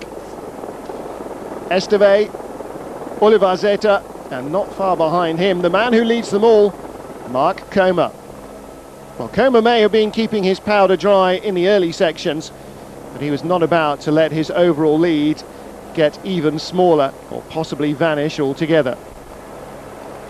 He was pushing on. Today's stage is a marathon. That means there are no full service trucks at the ends. They can rely on the assistance of their T4 trucks, which compete in the trucks category, and they will have spare engines, gearboxes, brakes, wheels, tyres, pretty much everything the riders need. And after today's stage, that's important. Most will have chosen a tyre that combined good abilities in sand with the ability to withstand rocks in the early and later sections. And that means that they wear pretty quickly on the stony ground. First to fuel at checkpoint 1, 200 kilometres in, Cyril Desprez. The riders have a 15-minute neutral time here between checking in and checking out, so fueling can be done safely and they can rest a little. And Coma saying that stones here have made it pretty tricky. Thankfully we're here at refueling, so now I've got to get ready for the second part of the stage. 2 refueling points today. It was such a long day. And it's not just the bikes that need topping up with energy. Problems for Esteve, his chain a little loose. And water carrier David Castor helps him sort it out before it's time to hit the road again. Castor tightening spokes, making final checks for the next push through the dunes. Well, we've worn the tyres down a bit. We've got to think of that really, because it's a marathon stage. There's no assistance at the other end. Just got to do it ourselves. Well, as the stage progressed, Castor in trouble. Esteve also slowing, and he, it turned out, had a gearbox problem. He couldn't find the top gears. Oliver Zeta checked that he was okay. Not much he could do. And for Esteve, it was going to turn into a long and wretched day. Castor pulls alongside. Quick conversation, and he's waved on. Castor free to ride on his own, as Esteve has to plod along at near walking pace.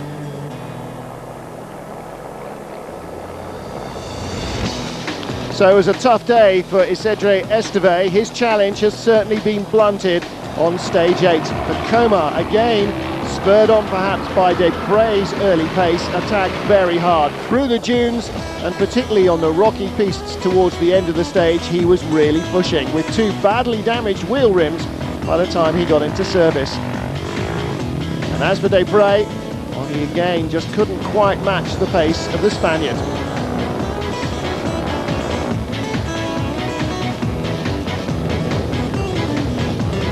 Coma is determined to hang on to this rally. Despite the sandstorm and poor visibility, he managed to overhaul Desprez, staying with him to the end of the stage. But a good day in the end for Desprez, moving up from 4th after stage 7 to 2nd position now. Coma, however, extends his overall advantage, as his main rivals early on have fallen by the wayside. Is it going to be a repeat of last year, where Desprez chased Coma all the way to the coast?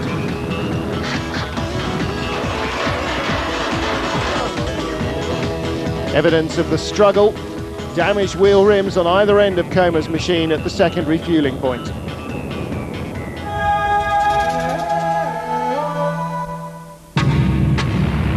His 3rd stage win, Mark Coma ahead of Cyril Desprez by 10 minutes in the end, but Holandus Uluvazeta also had a good day in third. And Komar now nearly an hour clear at the top of the field.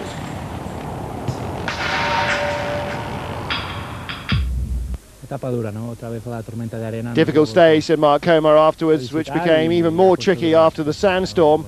Had a good starting position at the beginning of the stage, but there are a lot of stones hidden in the sand, so that made life pretty tricky. Second part was sandier. That was easier. I managed to catch Cyril and then rode with him to the finish. We made it through together. Old-fashioned way, by hand. And for the bikers, it was just your trunk off the Elf plane with mementos of home and whatever else was needed. The best mechanic in the KTM team is Isidre Esteve. Is David Castor. He strapped Esteve's bike down to its frame and he needed a new engine. And the later you come in, of course, the less time there is to fix anything before the start of the next day's stage.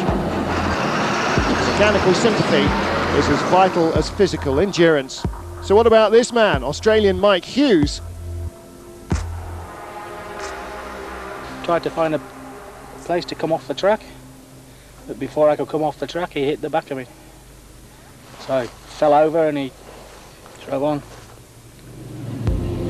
He wasn't broken, nor was the car, but nor was the bike. He needed a moment though to steady his nerves. Not to race, just to get to the end. And for most on the Dakar, that's all it's about. Just continue, no matter what, to get to the end. And he did make it to the bivouac and started today's stage. The KTM, brand new engine and gearbox combination ready for Esteve's bike. Castor having to do a lot of the donkey work himself. Thank you.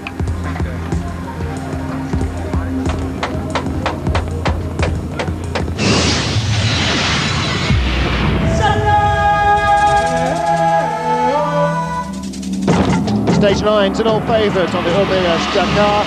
Navigation always vital. The chits to name her 500 kilometres of special with everything that Mauritania can provide. Reaching Neymar itself will be a major victory.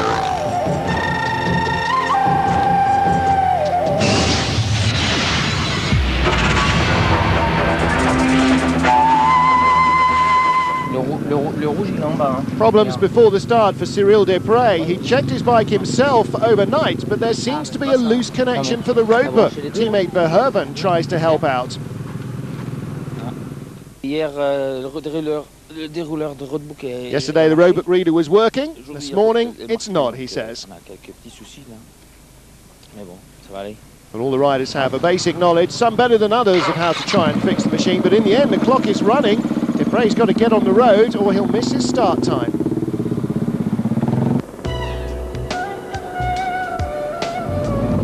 And another early morning start. It's the way of the Dakar. The days are very long. If you don't start early, you finish very late. Anxious nerves as they head out of Chitit, across the dried lake bed, heading into the deserts of Mauritania. The ever-present clouds of dust. This morning was pretty windless, and that meant that visibility was going to be tough unless you were right out front. Cyril Desprez intended to stay right out front. He was setting the pace early on, heading the field, riding alone, trying desperately to make up some more time on rally leader Mark Komar.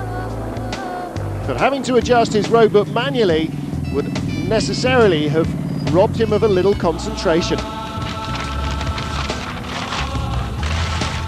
Tearing out the bits he'd already used and refeeding it through to make sure it wouldn't get jammed towards the end of the stage. But this is the only way he could now advance his roadbook. With the dunes coming, he'd need all his concentration on both hands and handlebars. Desprez ended up second on the stage. But Mark Komar, with a substantial lead overnight, didn't need to push too hard. He kept Desprez firmly under control. He was the first man out. He was the first man through most of the scenery. Third fastest on the stage. Hollander's Ulrich had a good run today as well. After looking to be quite off the pace in the first week, Ulrich is really coming into his own. The tougher the Dakar becomes, the better he seems to like it.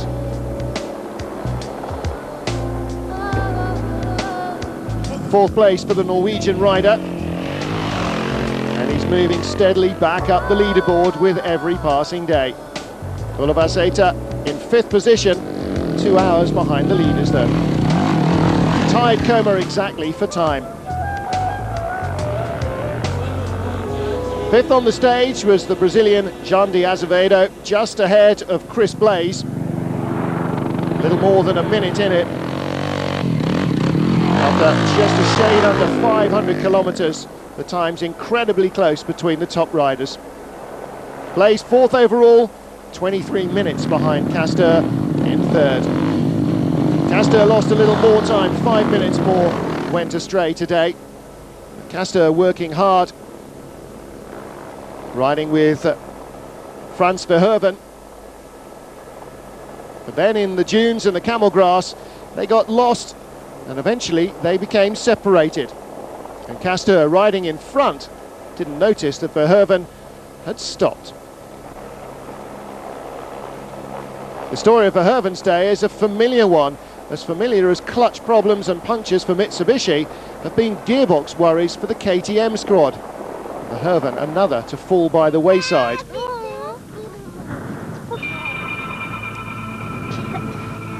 Just under 200 kilometres in, and the loose drive tells its own story. Will this turn out to be the Achilles heel of the new KTM? After Esteve struggled through yesterday's stage with his major problems, a new engine fitted into Cheat allowed him to come through the stage in 8th position. He moved up as well into 6th spot because of the problems for Verhoeven. Helder Rodriguez, the Portuguese, had another day where he kept himself firmly in the top 10, 9th position on the stage and 9th overall. But 28 minutes behind the leader, again he's dropping away from the front runners.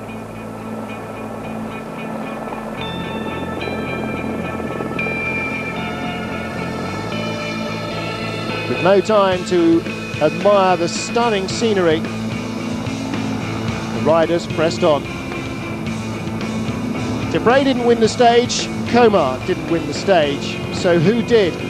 Well, it was the young Latvian Jānis Vinters. His best ever result was 5th position a few years ago on a stage in the Dakar. This one tumble, his only mistake of the day, despite having, like Cyril Debray, to adjust his roadbook by hand. He said afterwards he was quite surprised at how far he was ahead when he won the stage, his first such victory. And Giovanni Sala, well, his rally ended with a crash, broken shoulder the result, not badly hurt, but Mark Comer's only teammate is now out of the event.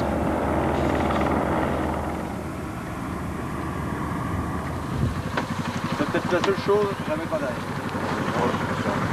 Alors, il y a mieux que ça sur la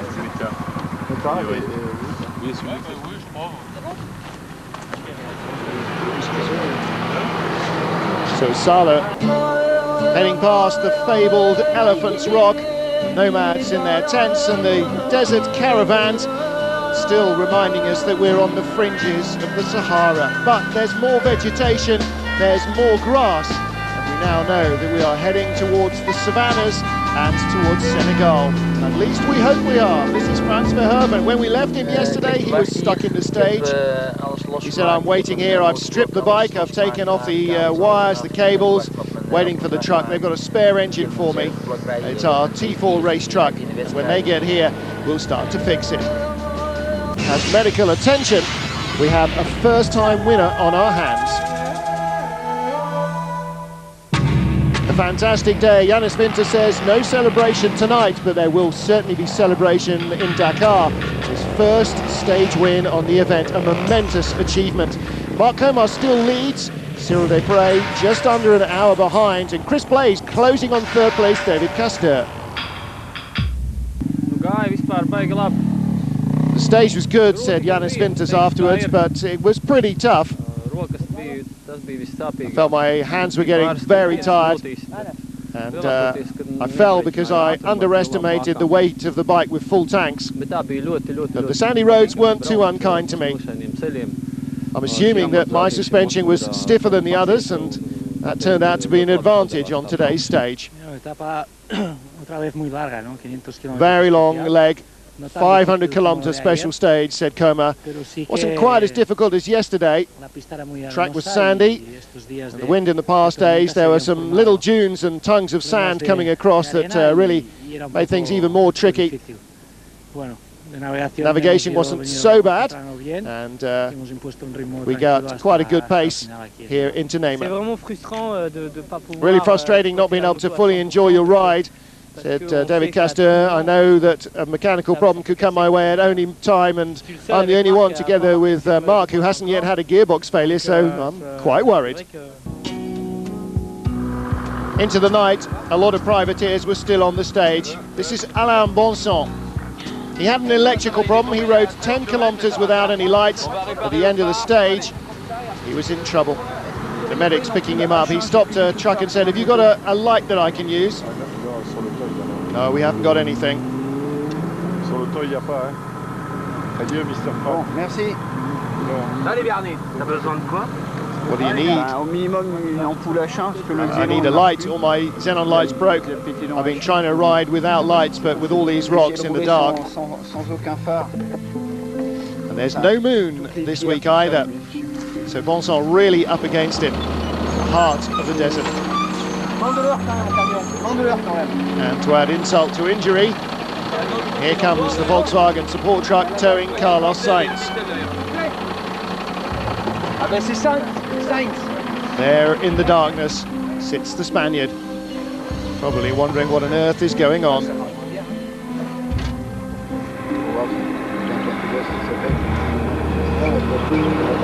Bonson, though, help is at hand after a long struggle, so typical of privateers on the Dakar, particularly the motorcycle riders. Let there be light, and lo, there was light.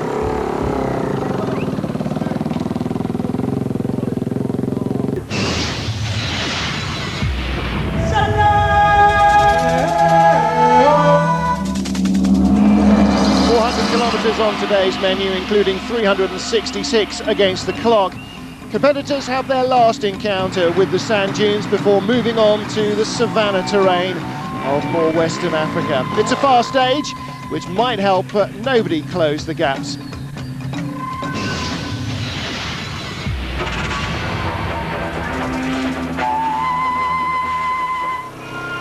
Well, with few kilometres than the last few days to cover, no pre-dawn starts, but still, early morning, getting ready to roll. Well, the man who surprised everybody on stage 9 was our first-time winner. Jānis Vinters, the Latvian, put his success down to the fact that he wasn't quite so sure he was ahead, and so kept attacking, and also he thought perhaps his suspension was just slightly better tuned for how the stage turned out. Today's stage was fast and sinuous according to the roadbook, and not too sandy. No major dune problems, it was all pretty hard going. And Vinters was attacking right from the start.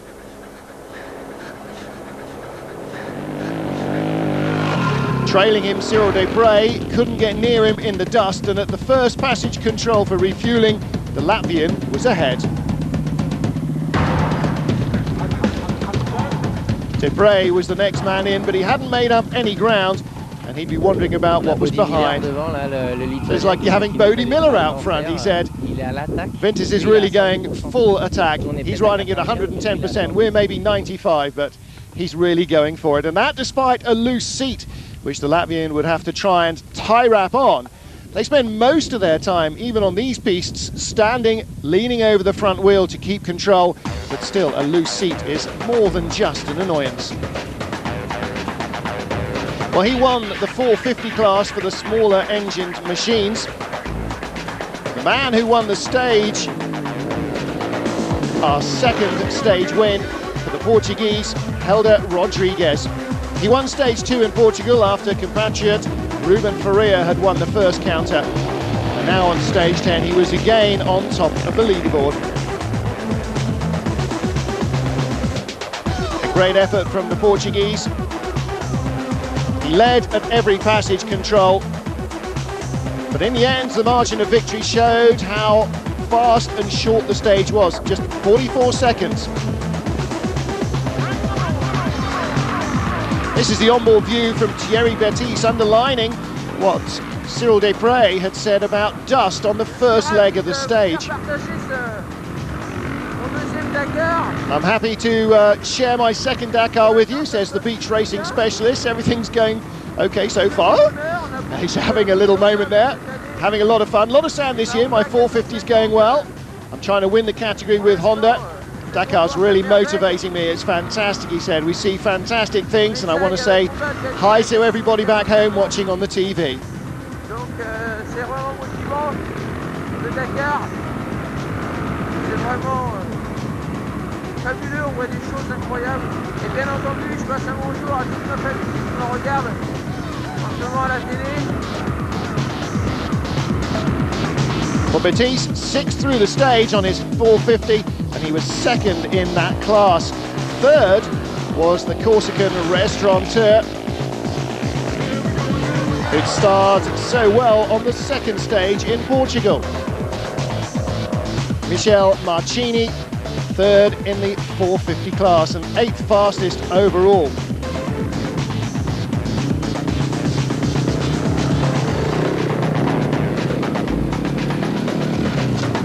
Well, despite the rather more forgiving nature of the stage than the last couple of days, there's always the odd tumble.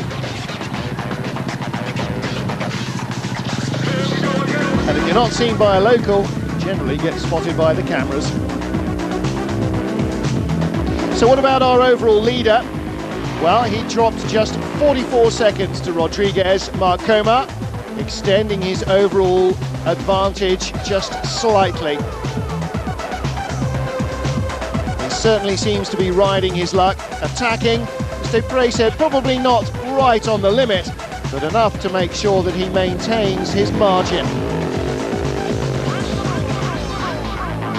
And as for Desprez, 3rd on the stage behind Coma. Today again he attacked the Spaniard, but Coma managed to match his pace.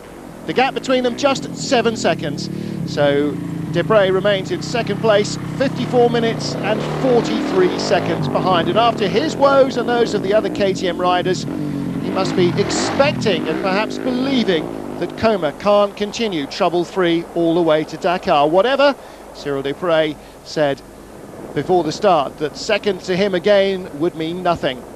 For him, it's win or win.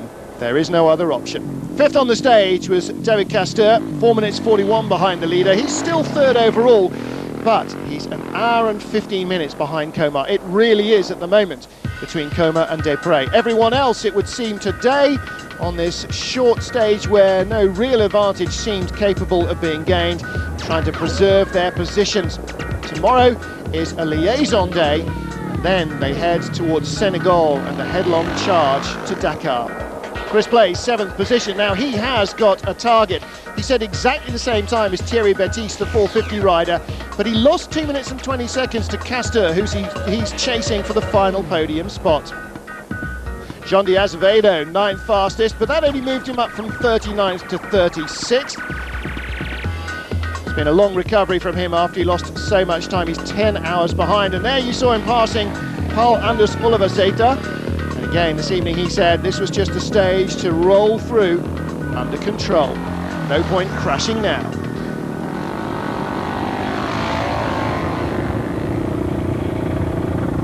And it will have come as blessed relief to a lot of the privateers. The stage was not so tough. Ludwig Puy says, I'm coming through a village now, I'm not allowed to speed, limits 50 k's, I don't want to get a fine. Nor she should. The girl who crashed out of last year's event with a broken pelvis in her normal life is a police officer. So if anyone's going to obey the speed limits, it's going to be Bui.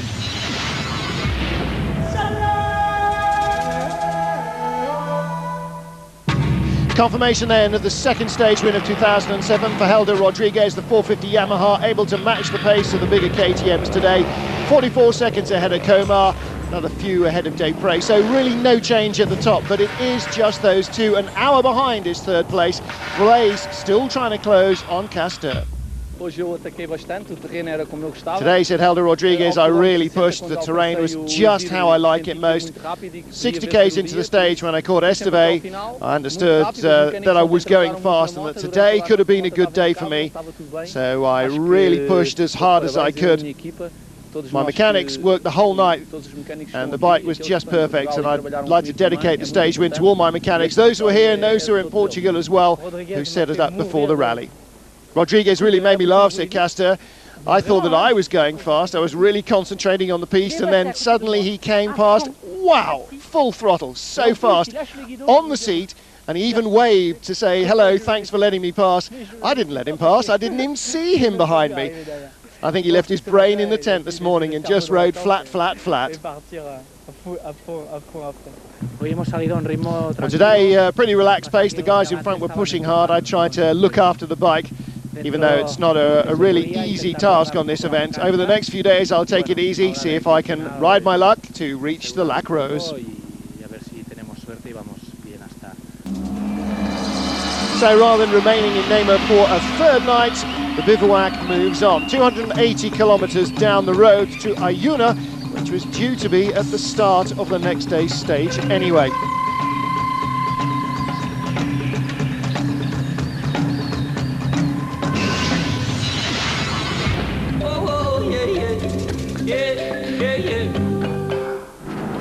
Well, originally we were supposed to be coming back from Timbuktu today, but rally director Etienne Lavigne had to change the plans for the 2007 Ormiliash Dakar very late in the day, under warnings from the French government.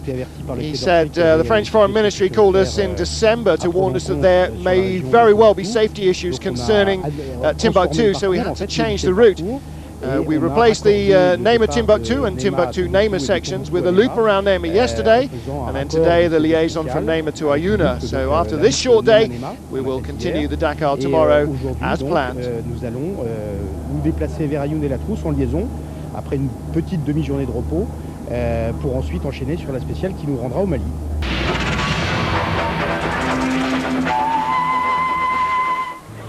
And what a difference it made. No pre-dawn starts, no 3 a.m. alarm calls, the entire field enjoying a leisurely breakfast in daylight hours. Stage winner Yannis Winters joining the pros and the AMs, most of them looking pretty dishevelled. Lady racer Annie Seal. I feel fine, except I have many cuts and burns on my hand because I fix the bike on the piste almost every day. I feel great. I feel really good. Patricia Watson-Miller looking like she's had a good night's sleep, but Ludovine Puy, the lady racer, is also in trouble. En fait, je suis tombée, j'ai un ongle qui s'est arraché. So I crashed and hurt my hands quite badly. I've lost all of one nail, but the medics glued it back on, and I may lose another, she says. They've strapped my fingers together, and I've got a twisted ankle.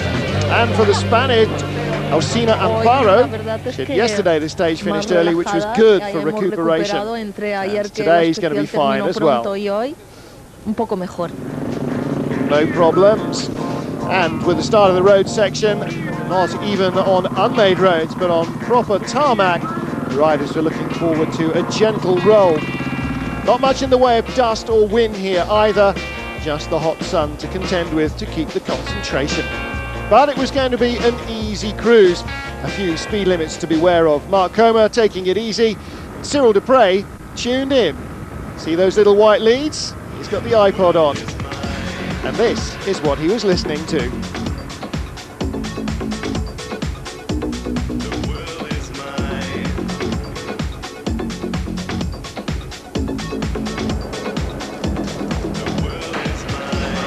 Don't try that at home, kids.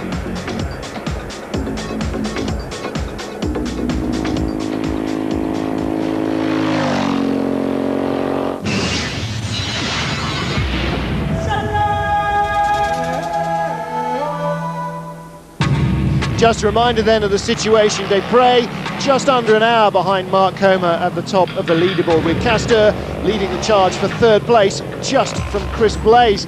And Helder Rodriguez, with 2 stage wins, lies in 6th position. Yannis Winters another winner here. Well, we've seen all about the outright front runners. Helder Rodriguez falls into that category as well with 2 stage wins, number 2 in Portugal and number 10 in Mauritania. He's also leading the capacity category for 450cc motorcycles, the smaller class. Portuguese having a really good run on the Dakar 2007. And the leader for the real heroes, the unassisted riders, Martin Maček, the rider from the Czech Republic, like all the unassisted riders, has just a metal trunk carried by the assistant's ELF plane on a daily basis with all his spares aboard. And the lead woman rider is Frenchwoman Ludovine Pouy. It's her 3rd Dakar. She's a 3-time French Enduro champion and a policewoman in her normal life. Last year she crashed out with a broken pelvis, but this year hoping to carry on going. And the leader in the rookie category, still going strong, despite the problems in the dunes, now heading onto the savannah. The quads, Josef Masicek, again a Czech Republic rider on his 350 Yamaha. He's leading by almost 2 hours.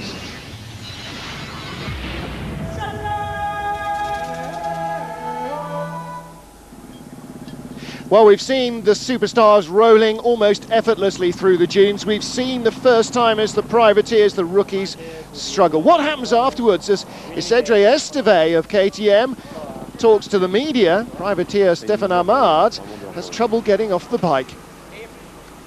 Tough day, he said, really tough. Esteve meets his service crew. First thing he wants to know is what happened on the stage. So Oliver said to 2nd, me 3rd, Mark 4th. No, you're in 5th. Amard needs to find out a few more bits of practical information. Right, so there's the medical centre, there's the bivouac, and past that is the showers. Every stage represents enormous physical effort for the privateers. A little tour to the medical centre is certainly not out of the ordinary.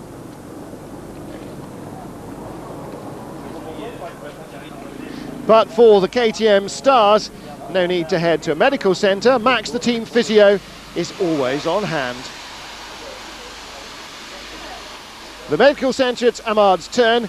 The rally medical crew take care of his injuries. The factory riders don't have to take care of the bike except on the marathon stages. They have a trained team of mechanics to look after that for them. And Isidre can take care of his luggage and set himself up for the evening. But it's tough for the privateers.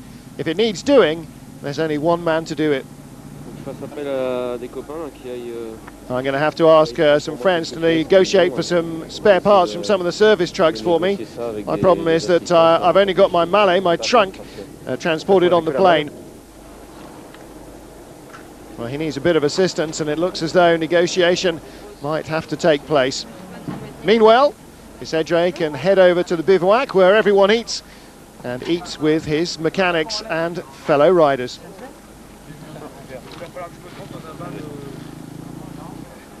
But for the privateers, dinner is a long way away, if at all. The work on the bike takes a long while when you're doing it yourself and when you're physically and mentally exhausted. The factory teams do all they can to win. We do all we can to try and get to Dakar. So Isidre's bike prepared for the following day and under cover, and he is too. Woken up early, he doesn't even need an alarm clock. He's out of bed, ready to rock and roll. The mechanics check over the bike, giving it one final look.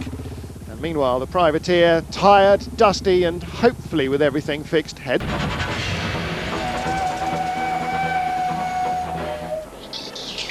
Well, here's a rare opportunity to spend a day on the Dakar. No, it's not a competition. Today we're going to ride along with Steve LaRosa, courtesy of his helmet cam. And the US rider will show us what it's like. Thank you. Packed with fuel, packed with water, and ready to get underway. All the riders must carry at least 5 litres of drinking water aboard the bike, as well as their fuel.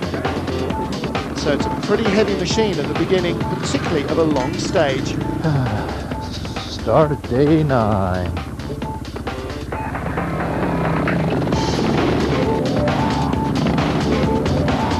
Merci. Mastering the roadbook isn't all, you've got to master the language as well. That's the view heading out of Tishit into the desert and the dust.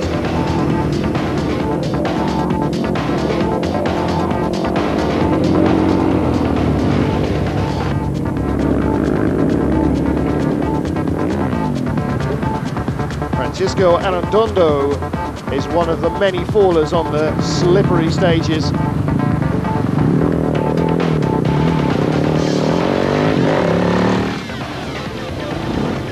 Privateers like La Rosa, it's not about speed. There's Robbie in the Hummer, you can hear the Sentinel beeping.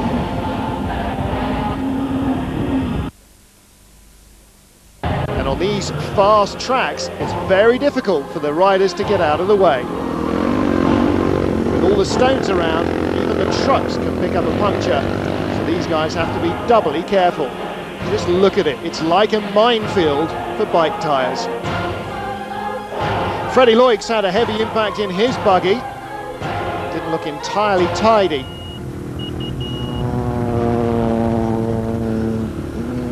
Just look at the speed differential.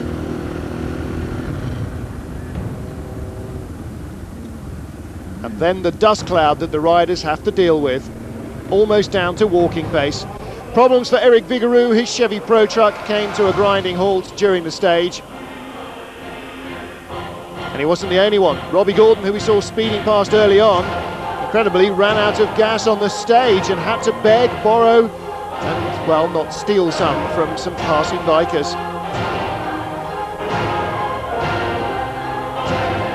It could only happen on the Dakar, and it's a daily occurrence for all sorts of competitors. It wasn't only Gordon who ran out. Just look at this poor guy, Pablo Toral. What happened, sir? No problem. Bikers say that if you want to reach Dakar, you have to be prepared to crawl over broken glass to get there. And some days it feels like that would be the easy option. C'est bon! C'est bon. Gasoline aquí, ya. We've got gas here. Indeed they have. And for the bikes, the passage controls are a vital refueling point. A bike that could carry enough fuel for a 500 plus kilometre stage would simply be unrideable. The arduous labour that doesn't really often seem to come to the factory mechanics is certainly part of the job for the privateers. Then there's the dunes.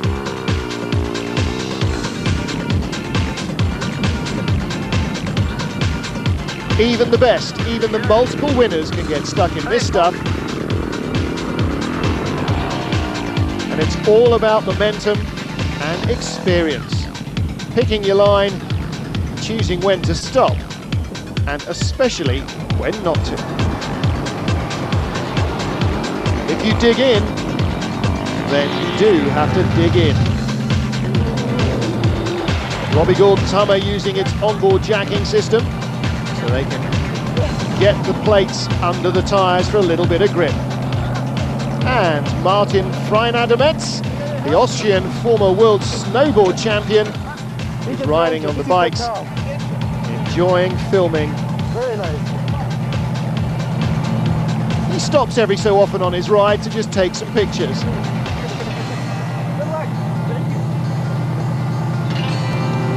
Doesn't matter whether you're a NASCAR star or a first-timer on the bikes, the spirit is the same. Get stuck in, get yourself out. You can't help everybody, but just occasionally, it's good to be a good Samaritan.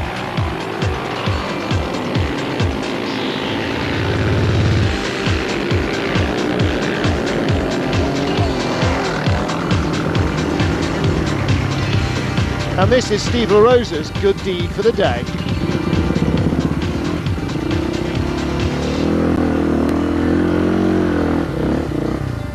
With a rider falling right in front of him, he stops to help. You all right?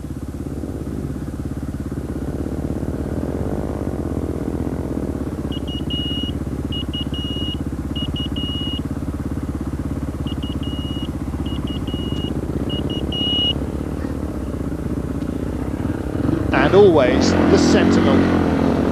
That was one of Hans Stacey's man team blasting past in the trucks. And in the softest sand, it does look a bit like a car park occasionally. No matter what the machinery, and quite often what the experience, the result is the same.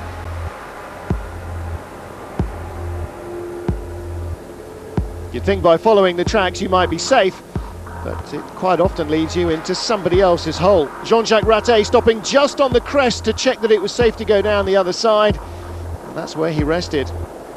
And our T2 leader, Yun Mitsuhashi, we saw him backing up to try and get up this dune. He slid along the side of it, and he's digging out.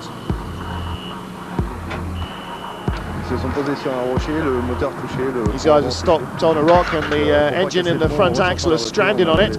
So we're going to have to lift the car now to try not to break the engine. But it should be okay. Not much in the way of clearance there, was there?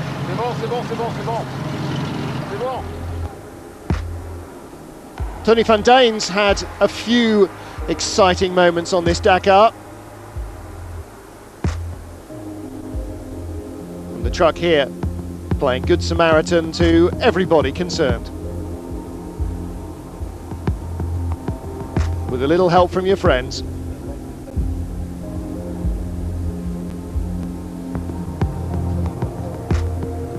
Doesn't often happen at Le Mans, but sports car racer Paul Belmondo enjoys endurance events. Found himself stuck deep. And there was good company in the truck category as well. And when one of those gets stuck, no amount of manpower is going to dig it out. What you need is, yeah, you guessed it, a truck. And a bit of a run-up. Can you give me one tire? Yes, I have one tire, yes. Hiroshi Masuoka, the man who's been plagued by punctures, begging a spare from his teammate, Nani Roma.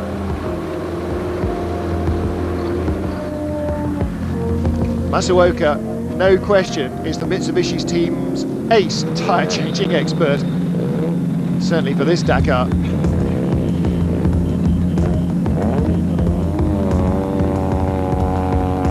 And as the tyre swapping carries on, Nani Roma's trying to get himself out of the fesh.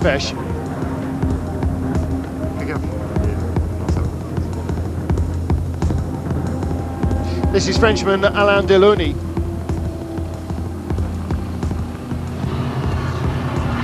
He too is alone without service, and he says it's been a little difficult. I've really been struggling right from the start. I think I'm last in the overall standings, and I'm about 60 hours behind the leader.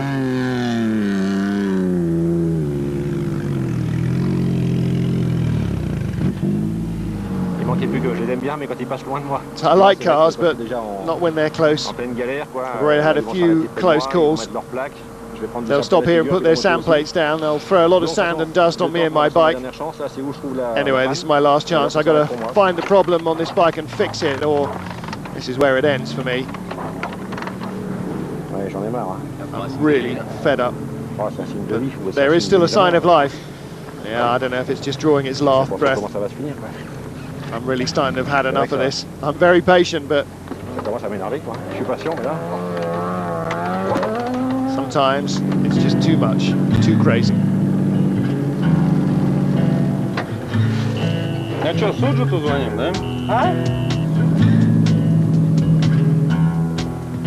Sometimes it pays to have a good vantage point to see who's around and what's about. Sometimes on foot is about the safest way there is.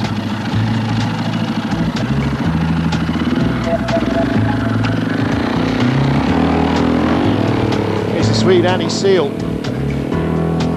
Still going. She's had adventures already on this Dakar. She's not giving up yet. You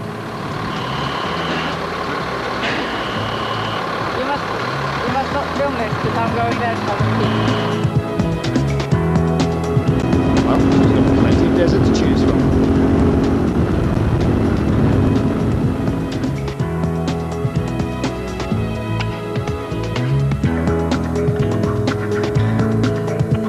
Antoine Morel came very close indeed then. Here's Paul Belmondo, the Kamaz. He said he's still ahead of us, he's going really quick. He's got the Sentinel on.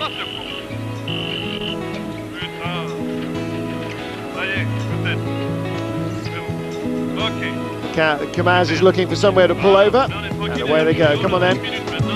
Now we've got the Shinozuka car a minute in front of us. And still for the bikes, the stage goes on. No time really to enjoy the awesome Elephant Rock.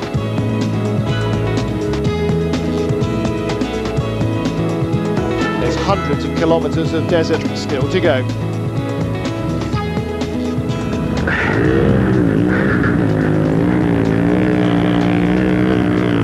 Le Norbert, il fait quoi là?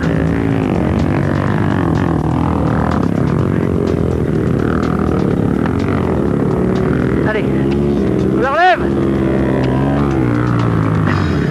Now that's a neat trick if you can manage it. Pedro Bianchi Prata. It's a big moment. The tyres completely destroyed, there's not even mousse left. All he's got is the rim. It's going to be a long, long trip.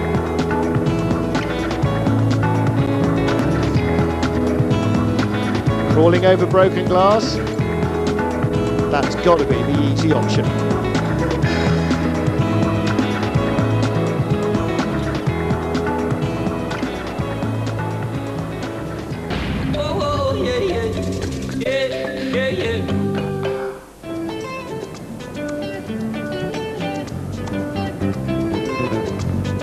Cays lies in the top northwest corner of Mali. It was the former capital of the French Sudan, and it's now a local administrative area with a population of around 80,000. It's on the River Senegal, and just down the town are a set of exciting rapids. It's a bustling local community and always enthusiastic about the arrival of the Dakar.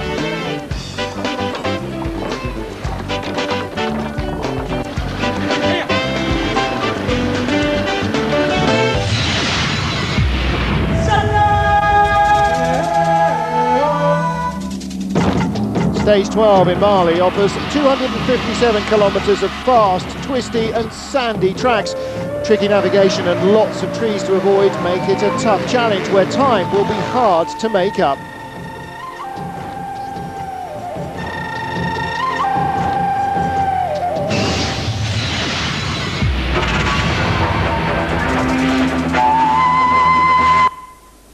Well, the day started with a bizarre story for Paul Anders Oliverzeta. On the liaison section, he ran into an unusual problem.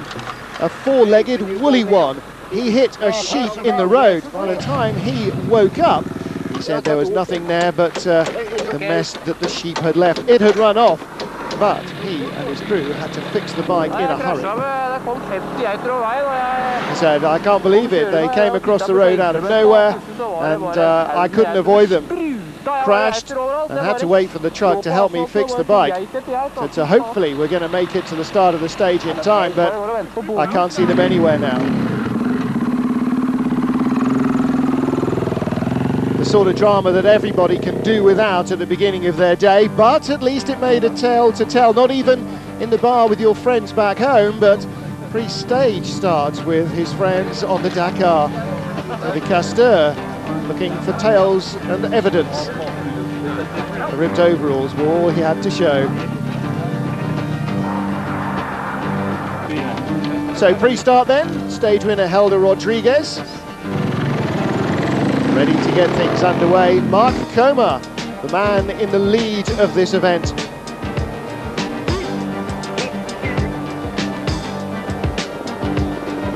Komar has got a near 1 hour advantage. He soon caught the previous stage winner, Helder Rodriguez, and they rode together. They rode together into trouble. David Caster, the man who's organised the route on this year's Dakar, does like to play a little devilment occasionally. As a former bike competitor himself, he knows the tricks of the trade. Just occasionally he sows the seeds of doubt. Today was one such day, and it wasn't just Komar, and it wasn't just Rodriguez that fell into it either. Before they got to the first passage control, the top 11 riders on the stage had all found themselves meandering about in rural Mali. One missed junction, one huge mess as a result.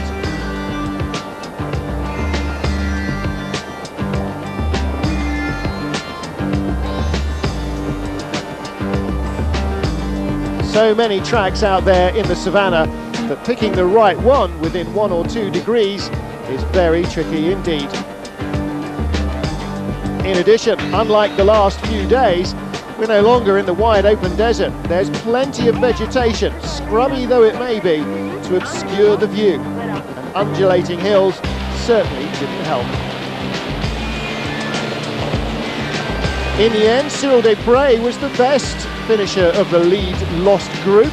The lost sheep came home in 13th position, 15 minutes behind the eventual stage winner. Mark Komar, 17 minutes behind, so he lost 2 minutes of his 54-minute lead to Desprez. And Chris Blaze, the American rider who's battling for 3rd place with Caster, he lost a further 6 minutes to his 19th position. Underneath the banyan tree, the locals sheltered probably smiled up their sleeves. Eventually, they made it to the refueling point, not before time.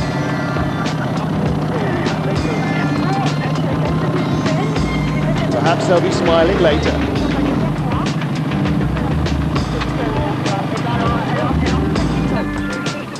So with all the lead group refueling and lost and making repairs, comparing notes certainly didn't help clear up the mist surrounding the lost part. Mark Komar says, we came across the river, we were looking for where a track forked by a tree, and navigation was a bit tricky today.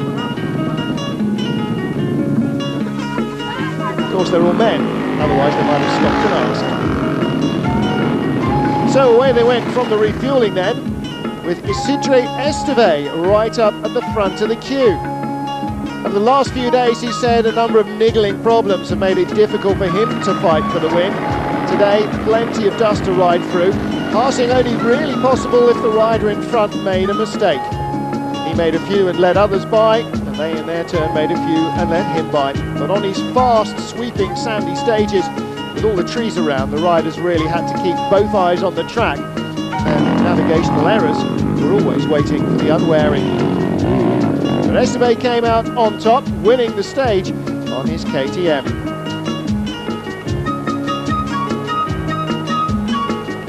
And although Esteve is a very familiar name, those in 2nd and 3rd certainly won. There was another Portuguese, not Helder Rodriguez, Paulo Gonçalves, on his 450 Honda, not only the top 450 rider today, his best ever stage finish in his 2nd Dakar. He'd wanted to do it for years, made his first entry when they started from Lisbon last year. Then he finished 25th after a heavy crash, cost him 11th hours, and at the moment he's still on target to reach Dakar. 3rd and the best ever Dakar rider from Poland, or the best result on a stage at any rate, Jacek Szaszor on his 660 KTM. He was just 4 minutes behind Esteve in elevated company and thrilled with his position. South Africa's Tom Klassen, a plumber, won his 4th position on the stage here. It's his 2nd Dakar, last year his very first.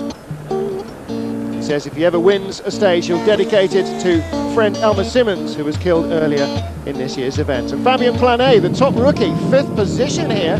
Of course, he gained his free entry to the event by winning the Dakar Challenge contest. He is really proving that he was the right man for the job. And the day ended sadly for the Gauloise KTM team, and particularly for Frans Verhoeven. The Dutchman crashed, lost in the dust, dislocating both shoulders.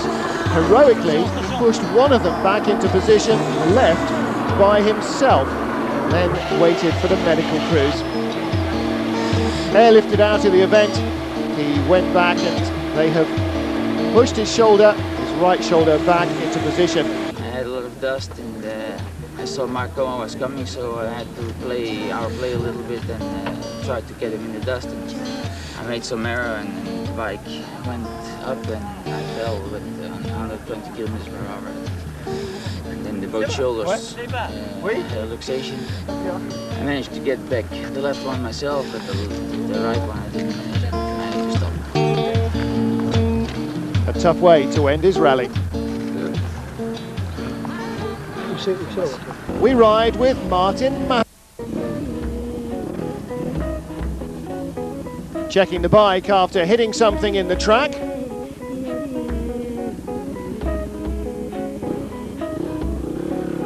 Two feet, two wheels, off we go. After the wide open expanses of the dunes of the Sahara, yesterday's stage saw navigation really take the important part of the riders' concentration. In addition to lots of tracks running parallel and counter across each other, there was plenty of vegetation to get lost in, and villages to be cautious of, with some very strict speed limits in force to safeguard competitors and population.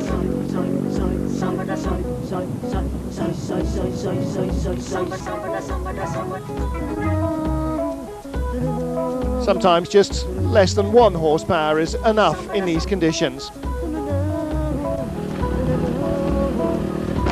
And Martin Maciek shows us just what dramatic conditions they are as well. Riding through the midwinter forests of Mali, keeping an eye out for the branches.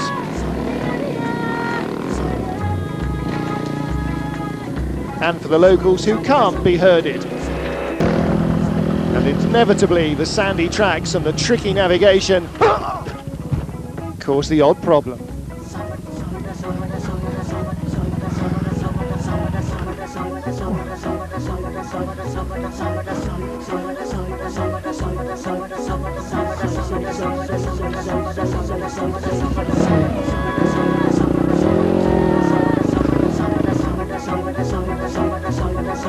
No major damage done.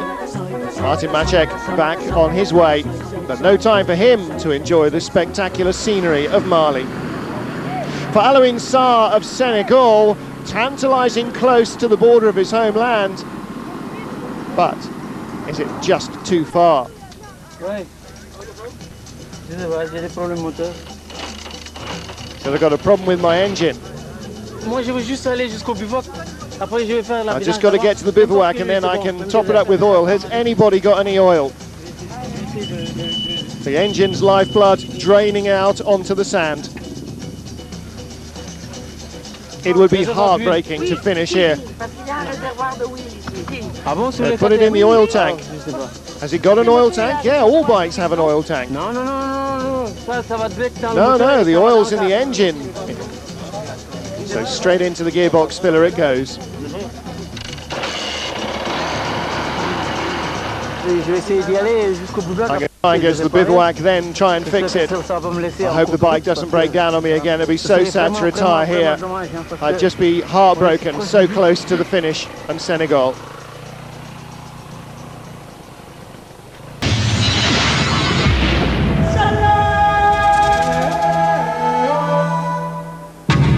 So confirmation then, Esteve the winner, Gonçalves a fine second and a great third for Chachot. Tom Klaassen in fourth, Fabien Planet, all new names apart from the Spaniard at the top. And Como's lead down to 52.48. Castor eases a little further away from Blaise in third. Beginning of the stage, said Esteve, there was lots of dust, it was really difficult to pass, and today the navigation was pretty tricky as well. Being at the front of the field just wasn't easy. For me though, it's important to get back on top after what's happened to me earlier in the event. Shashor says, I'll never forget this day in the third place. Fantastic result, but unfortunately this is just one stage. My teammate Marek Dabrowski was fourth once. Maybe it might have been a little better if I hadn't stopped to help Verhoeven after his accident. I had to lift his bike and help him. I activated his distress alarm. Looked like his collarbone was broken, but I just had to stop. Suffered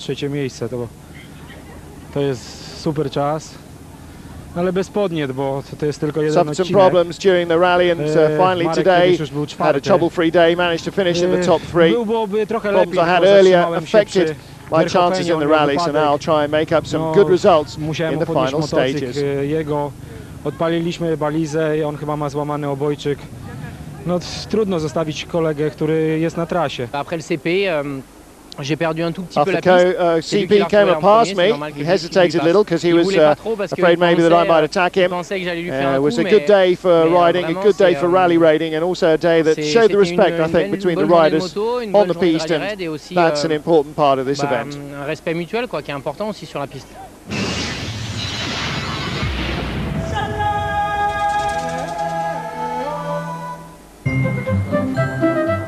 This is Norwegian rider Ivar Erik Tollefsen. Now this is his 20-year-old son, Nick. Both of them partaking in the Dakar, driving this pair of bowlers. Here's Frenchman Gérard Tilliette, and this is his 20-year-old daughter, Anne-Charlotte. And both of them ride Honda 400 XRs. Sometimes the Dakar is a family affair. Je lui ai dit, écoute, c'est un rallye. I said to her, listen, the Dakar is one of the toughest rallies in the world, so if you're going to start with that. Donc je pense que c'est bien de commencer par ça. He always wants to do everything that I do, so yeah, it's been like that always. So I climb mountains, he climbs mountains, I go with boats, he goes with boats, cars, everything. So. Of course, when your kids are in the same event as you, the result is not your only concern. First, you want to make sure your family's okay, but the kids also worry about the parents. I don't want to see him rolled out of the corner, crushed his car. So each time we see a car that has rolled over, I'm just hoping it's not him. Anne-Charlotte Tilliette's a good rider. She normally rides ahead of her dad, except on the sandy tracks where she lacks experience. And even in the Tilliette family, the most worried seems to be the daughter. Yeah, I really do worry about him. I think he also worries about me, but what's really stressy is riding together. It's an advantage if you have problems, but when I'm in front, turning to look back to check if he's okay, I could easily fall.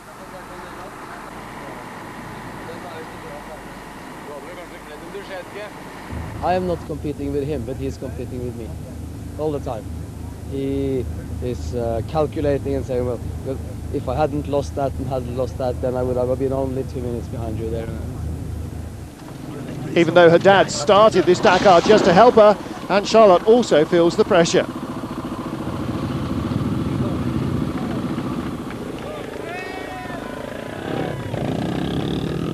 I want to prove to him that I can do it, what I always asked to do for years. Yeah, I want to prove myself to him, but I think it's a great way to do it together. And of course, the common goal for them, like everyone else, is getting to Dakar.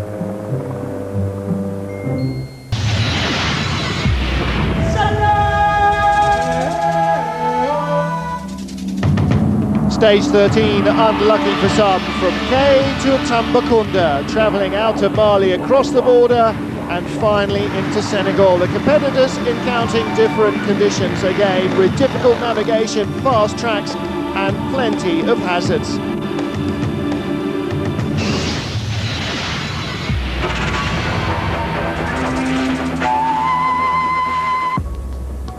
Without doubt, the big story of the day in the motorcycle category. He's been in command of this rally since it reached Africa on day 3 in Morocco. But today, for Mark Comer, it all went wrong.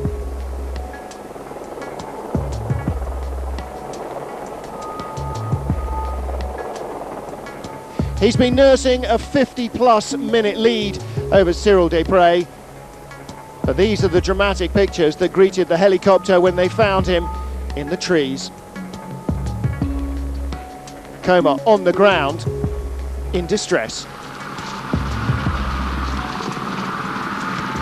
When the medical crews got to him, he was completely bewildered.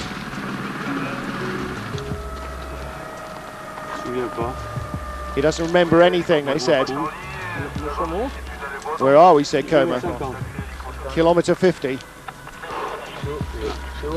On the piste? Don't remember if you fall. Non, je tombé avec elle. Tu vas venir avec nous, on va te mettre une petite perfusion. Come with us, we're going to do a check. Doesn't look serious. You don't remember anything. Coma clearly completely dazed. La moto, ouais, and the bike? Don't worry about the bike. We're worrying about you. But it is okay. Il est incontestable qu'il a dû tomber parce qu'apparemment il a des troubles de la mémoire. Well, we're supposing that he fell because now he's got no memory of anything. He looks a little bit knocked around, but apart from that, we really don't know anything else, said competition director David Castera. We sense maybe he got lost and had a panic trying to find the track, but the bike's okay. Maybe he hit a tree. Well, Coma taken immediately to the helicopter for medical evacuation back to the bivouac and the attention of the full medical crew. Ça fait quelques années maintenant que j'ai des mauvaises nouvelles comme ça à l'arrivée It's not the first time I've had this kind of news at the end of a special stage, said Cyril Desprez, who didn't know about it till the end. You know, when I saw the TV helicopter wasn't here and Mark wasn't behind me, I got a bad feeling, and I'm just happy it's not something serious. Je suis soulagé que Marc se soit pas fait mal. J'espère en tout cas que c'est réellement pas grave. Well, Desprez clearly emotional, but relieved to hear that his friend and rival was not in a bad way. Coma's bike was retrieved by the helicopter, and that came as a lifeline. Today's two big stories converging, because Isidre Esteve had to walk to the CP. 500 metres from the passage control, he'd had a huge accident and stumbled in, dusty and with a broken bike. But from two, he was able to make one. I was riding in the dust, I hit a tree and fell quite heavily. Some pain in my back, but apart from that, I'm okay, said Esteve. Well, Esteve, whose chances of winning went several days ago, now saw Coma's bike as his only slender hope of getting to Dakar at all. For local fans, something to talk about. And for Esteve, plenty of work to be getting on with. Decide what's salvageable on his bike, get rid of what isn't, cannibalise Coma's.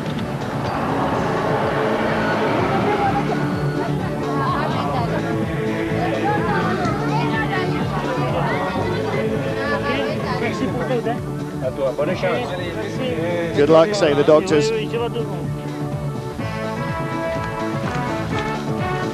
Apart from being shaken up, Esteve seemed to be in good spirits. Headed on to take on the rest of the stage in a cobbled together number 1 stroke number 4.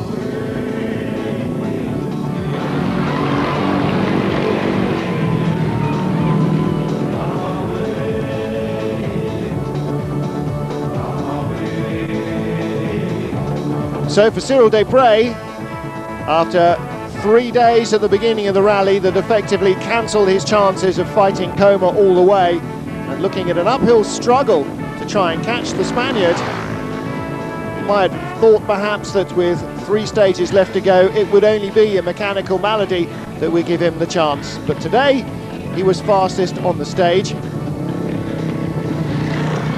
and he took the lead of the event. Second behind him was the US rider Chris Blaze, having his best day on the Dakar in 2007. And the American also moving up the leaderboard as a result of Coma's retirement. He now lies third behind David Castor. Thierry Bettis, the sand race specialist from France, having another good day on these twisty pistes. His 450 Honda, perhaps the ideal size and power combination for the Senegalese terrain. Bettis was holding nothing back.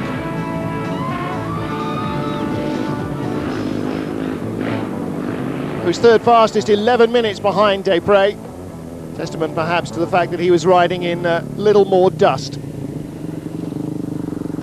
And Tom Klaassen, the South African, was second fastest on the stage, but due to a mix-up at the passage control, he left the refuelling 8 minutes early and incurred a similar time penalty.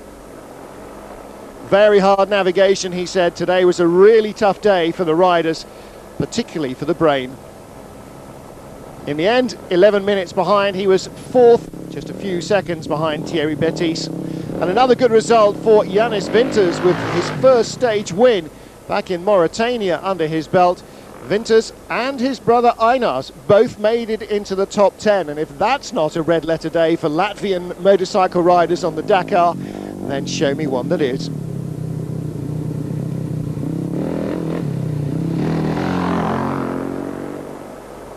Having his best stage since stage 2 in the stage from Kay in Mali to Tambacounda finally brought the crews into Senegal, and with the crossing of the border, the feeling perhaps that Dakar was almost within reach, but almost is never quite close enough.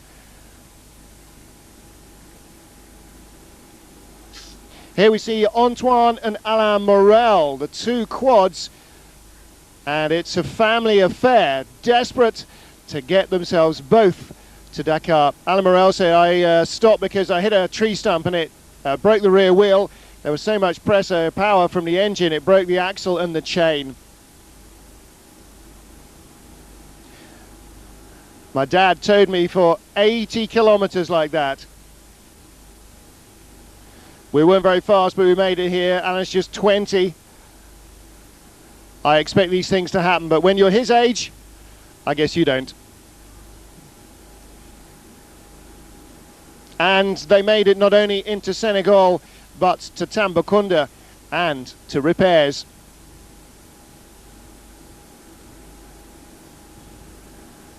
I think perhaps it may have taken Antoine the rest of the night to stop seeing double.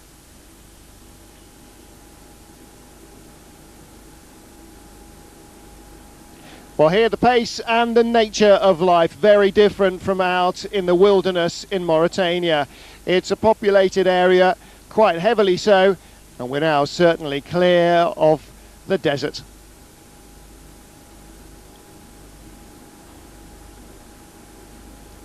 This is Swedish lady rider Annie Seal.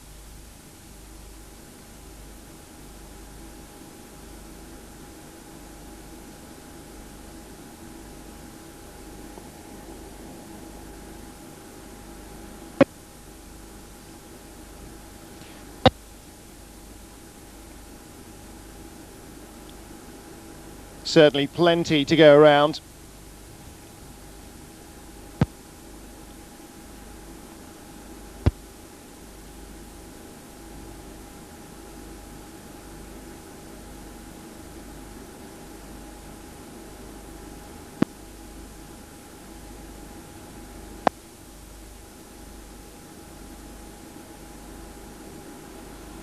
Portugal was Michel Marchini in 6th position.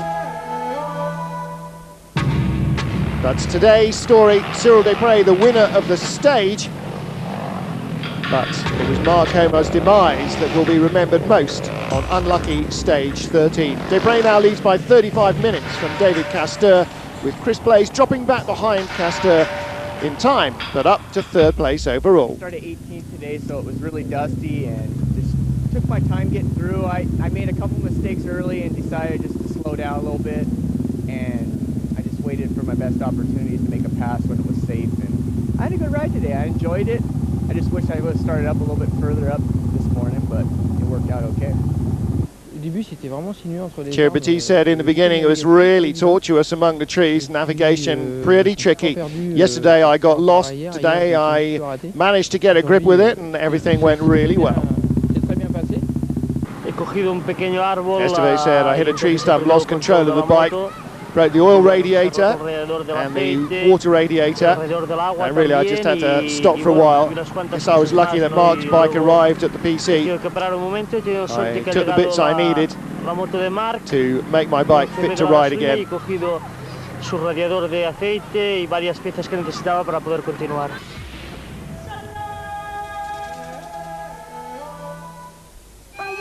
More than ever this year, strenuous efforts have been made to increase safety on the roads used by the Dakar. French police have been training locals regarding the specific needs of a big rally like the Dakar.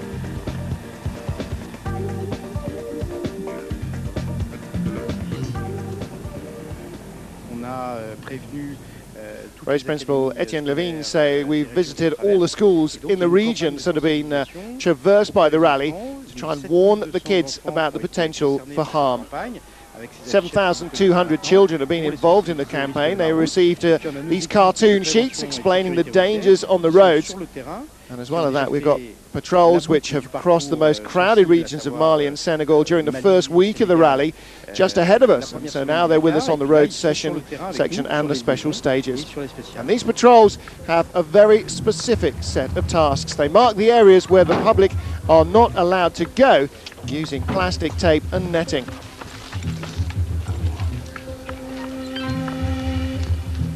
And they've also appointed volunteers in each village along the stage, charged with controlling the crowd, and they've given them distinctive clothing so everybody knows exactly who is who. Don't forget, wear the t-shirt, wear the cap, and use the whistles and the flags to make sure people are out of the way.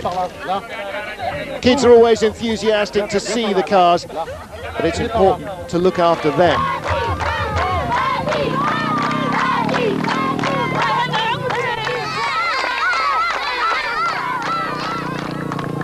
To avoid problems, the speed of all vehicles, competitors, service crews.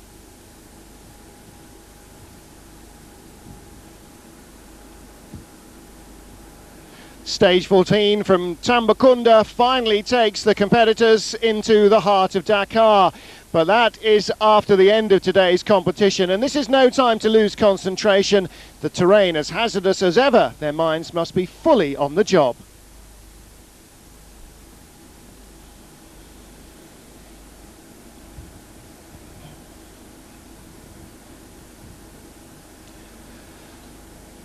So Saturday morning in Senegal from Tambacounda, the ride that leads to Dakar.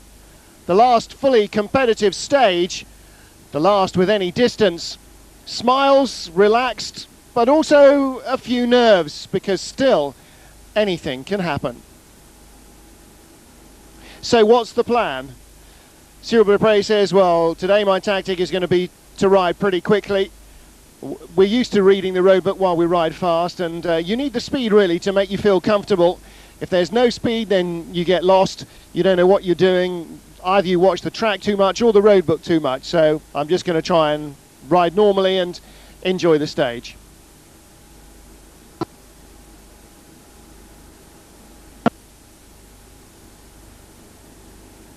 And what everybody prayed for last night is to have a trouble-free morning. But David Castor has had exactly the opposite. He said, somehow, I don't know, I've broken a feed for fuel. He said, I stopped and went to have a leak, and then I came back and I saw the bike was having a leak as well.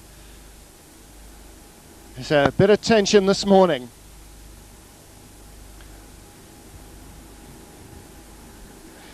So Dupré and Castor safely onto the stage. But is it going to be a nightmare ending for the man who lies in second position? He's clearly got a problem. Castor's chances of winning were robbed of him midway through Mauritania with another long stage with mechanical woes. Finally he gets moving again, but he'll stop a further few times during the stage with the same recurring problem. He'll lose 10 minutes overall, but still lies second as they arrive in Dakar. It's a big day then for Jean de Azevedo. He wins his second career Dakar stage, his first in 2007. He lies way down the order after earlier problems, but again the Brazilian has shown the speed is there when he can run cleanly. And to be the stage winner coming into Dakar is certainly something to remember.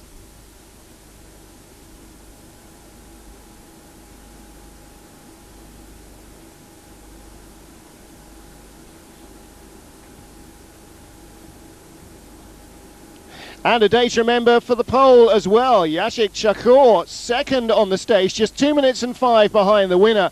The best ever result for a Polish rider in Dakar history, trumping his third place yesterday.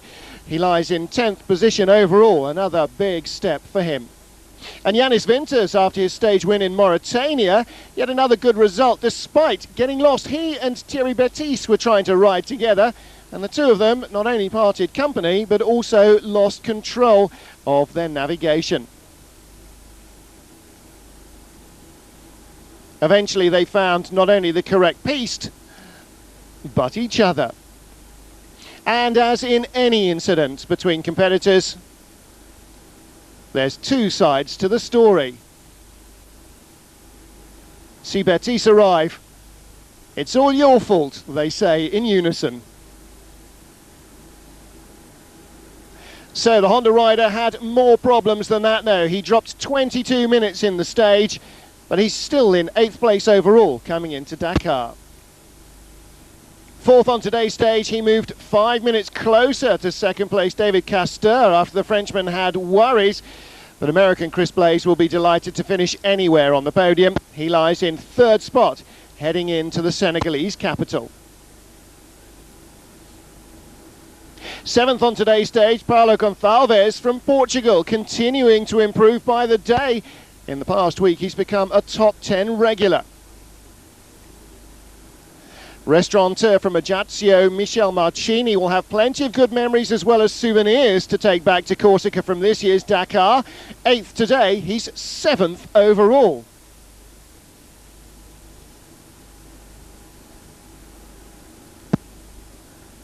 Palander's Oliver Zetas had some tough breaks on this year's event, but he still lies in 4th position as they roll into Dakar. It was a relaxed 9th on today's stage, certainly following Cyril Desprez' idea of enjoying the run into the capital. But he has an hour in hand over 5th place Helder Rodriguez, so there was really no need to take chances.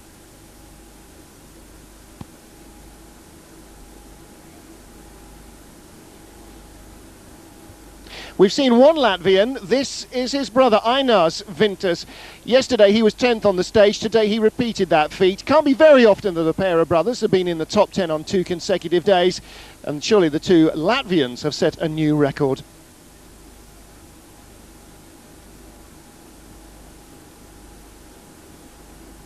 But today's leader coming into the capital, Cyril Desprez.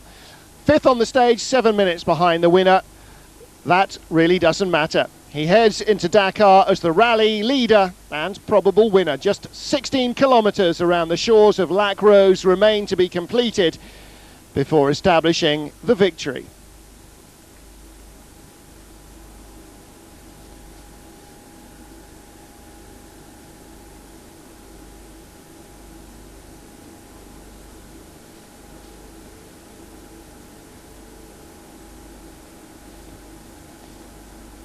The feeling of relief in the Gauloise KTM camp was palpable. For the Dakar caravans in mourning today after the death from a suspected heart attack of one of the riders on the stage. Helder Rodriguez, the Portuguese, won in Portugal, and he looked as though he's had the chance to upset a few more with another win in Africa. Jaroslav Kaciunak finished 19th on the stage today, but he lies in 9th position overall.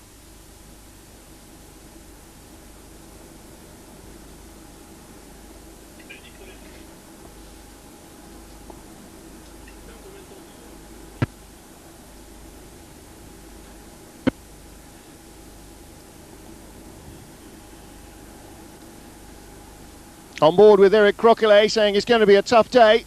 Going to try and follow the others in the dust.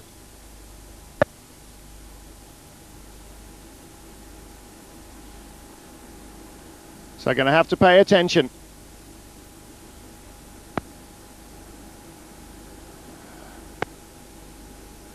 It's my last Dakar.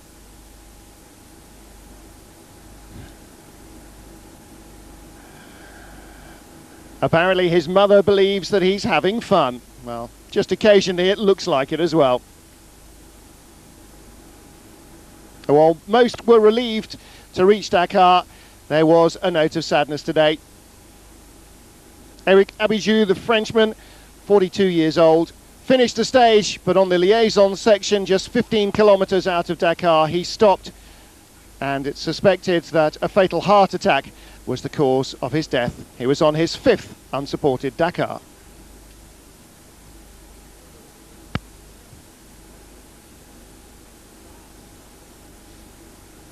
Confirmation then, Jean de Azevedo wins his first stage in 2007 from Chacor, and Winters, a distinct Eastern European look to the top 3. And Cyril Desprez leads by over half an hour from David Castor. Only mechanical woes can intervene now.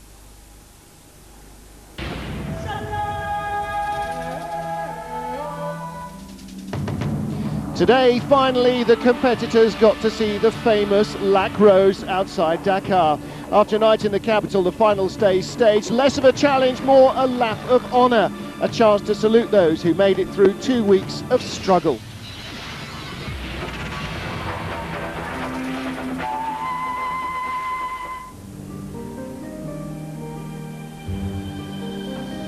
Lac Rose is inextricably linked with the history of the Dakar, and it was fitting that today's final 16-kilometre stage was around its shores.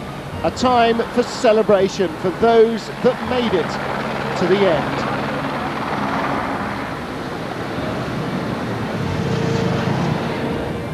Making friends human and mechanical has been part of the history, and the man who wins the event and everyone else delighted. So cool to be here, unbelievable, says this man. It's my 3rd time here, so inspiring. And for those that did make it, a chance to take part in a maybe once in a lifetime group photo.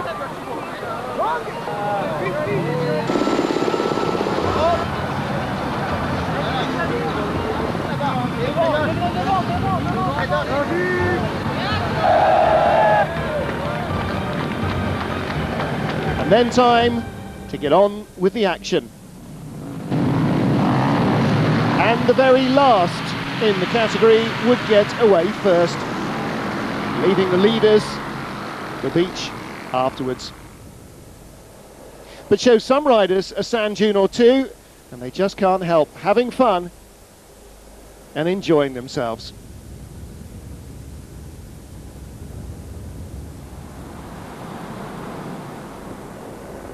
With the mass starts and the sea encroaching, it almost looked like the famous Le Touquet endurance beach race in France. But heading into the dunes, some couldn't break the habit of a Dakar, and before long, they were lost.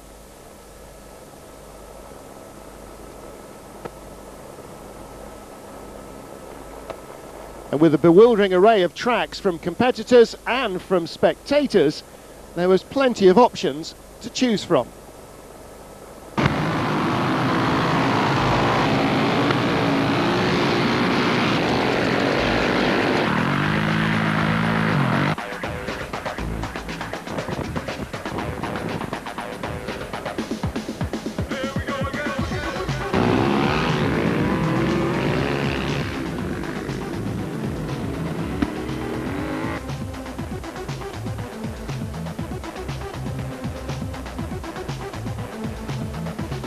One last chance to ride together, one last chance to enjoy themselves on the Dakar, and for the privateers especially,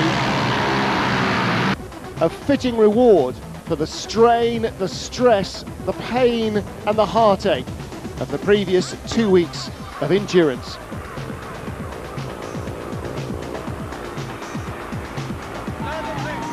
And following them all through, the man who led coming into Dakar, Cyril Desprez, after victory in 2005 and narrowly missing out last year, again, he would claim the top spot on the motorcycle podium. A second win in 3 years.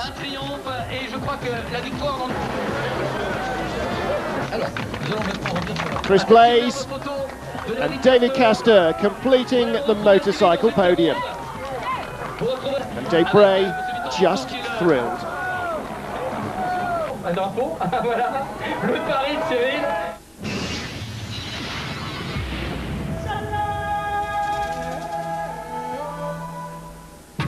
So how's the way they finished then in the 2007 Orméliage Dakar? A second win for Cyril Desprez with teammate David Castor in second and Chris Blaze also on the podium. Yanis Vintas with 2 stage wins, including today a fine 6th overall.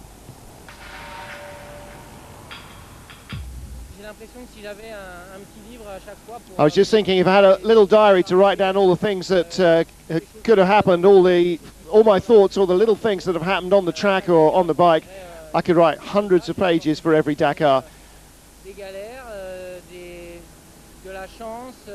This year, for instance, I struggled, I had good luck, I had bad luck. It was a crazy Dakar, a real Dakar.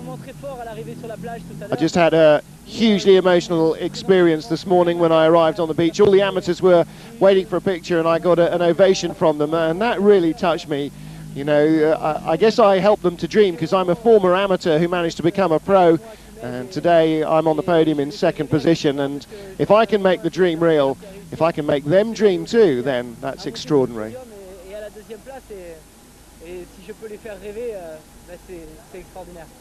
We had a great team, everything worked out perfect this year, and you know, it was just me as the only American and on the KTM team, and it was a little bit of pressure at first, and I just relaxed and just let things be, and I mean, we had a great time, enjoyed everything, and you know, got more friends again too.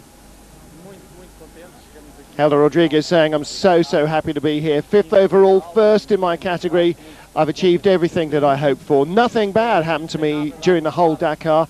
Everything went really well right from the start. I just couldn't be happier for myself and for my team. It's a great result.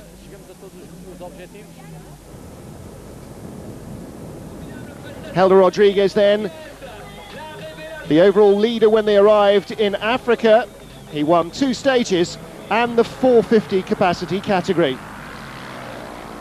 And the rookie of the year, Fabien Planet, he gained a free entry to the Dakar by winning a challenge competition in the French Enduro Series, clinching his position on the last day of the championship. He's excelled, the top rookie 11th overall, a remarkable result. And the top lady rider, French policewoman Ludivine Puy. Last year she didn't make it to Dakar, she broke her pelvis as she crashed out. This year she's 44th place, but she's the top female rider. No shortage of guts and determination. And the top quad, Josef Makacek of the Czech Republic on his 350 FZ Yamaha. He won the category by more than 5 hours from the Suzuki of Carlos Avendano.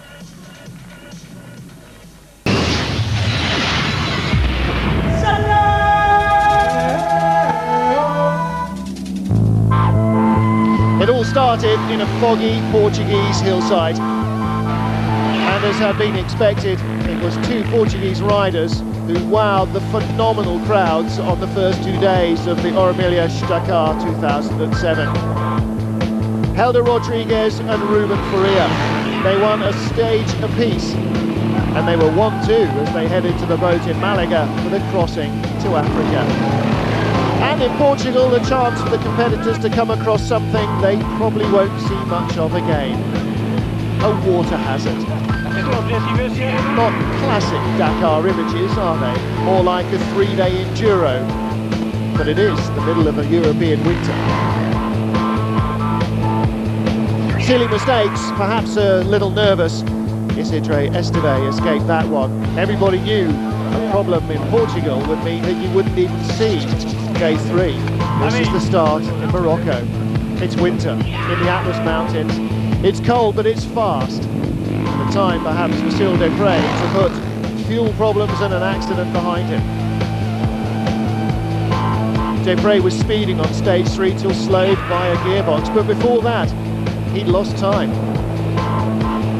In these conditions, finding the right route is near impossible, even with local help.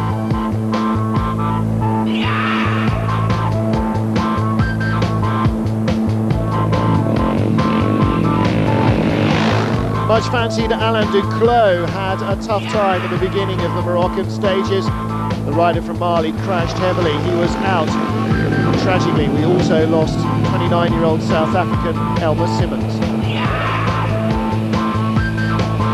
Into the dunes, Mark Comar, who'd kept his powder dry in Portugal, struck. There were problems of all kinds for Cyril Desprez. He said at the beginning, second again will be nothing. And second might at the moment seem like a bit of a dream. Esteve powers on through the dunes, and there's the leader. Coming into the rest day, he's losing lots of time, but not his overall advantage. Esteve's got the rhythm right. And then the final 100 kilometres or so, the dust is just too bad for the helicopters to fly. They have to cancel the last stage. Jordi Villadom's winner on day 6 crashes heavily on day 7.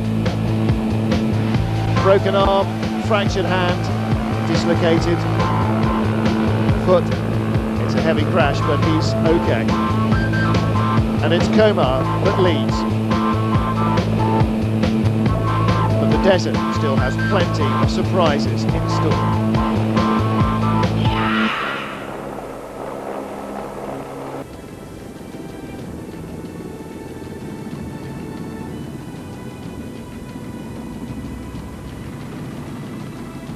If there's one category that really sums up the endurance and the struggle that is the Dakar, it is the motorcycle category. From across the globe they come to pit themselves and their machines against the harshest conditions that Africa can offer. And even riders born and bred in this terrain find it tough.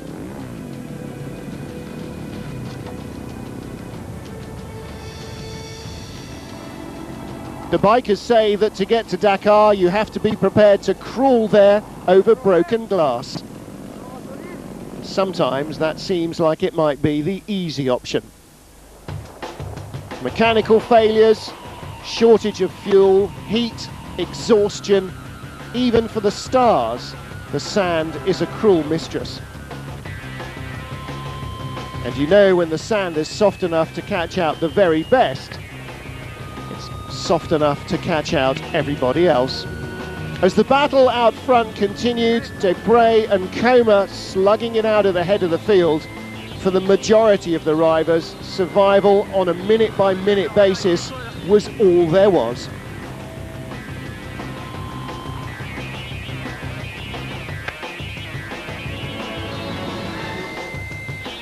Endless hours in the saddle, hundreds and hundreds of kilometres of tough stage every day at flat-out pace. After Desprez's early problems, Comar arrived and stamped his authority the moment they hit Morocco. And with a near hour-long lead, all he needed to do was cover everything that Desprez had. And behind, danger lurked at every call.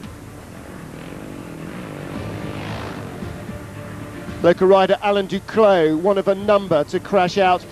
Tragically, Elmer Simmons of South Africa was fatally injured in one of the stages. Jordi Villadoms and then Giovanni Sala. The Repsol team was being pulled apart by accidents, and now the leader was on his own. And Esteve wouldn't be able to help the Gaulois team either after a gearbox problem robbed him of any chance of winning. But we had some great first-time winners. Jānis Vintas of Latvia, despite this tumble, won a stage and then went on to win the final around Lac Rose. And for Pedro Bianchi Prata to have to complete a stage with no tyre once is bad enough. Twice? That's beyond the limit of a humorous joke. After the desert, the navigation, and with the navigation, the trouble, the getting lost. And still, the rally leader held on. Despite the odd navigational error, Coma seemed to have this one under control. But not everyone has his expertise.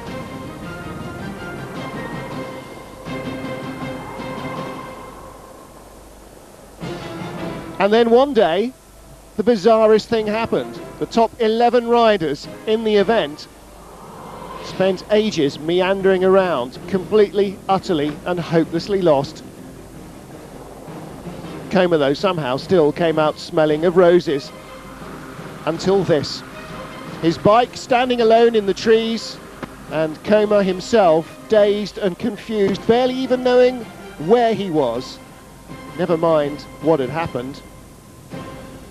What remained of his bike would help Esteve get to the end of the stage, but for Coma it was all over. Debray knew nothing of that until he arrived at the end of the day's special, and 24 hours later, heading into Dakar, he knew he had his second win in his pocket.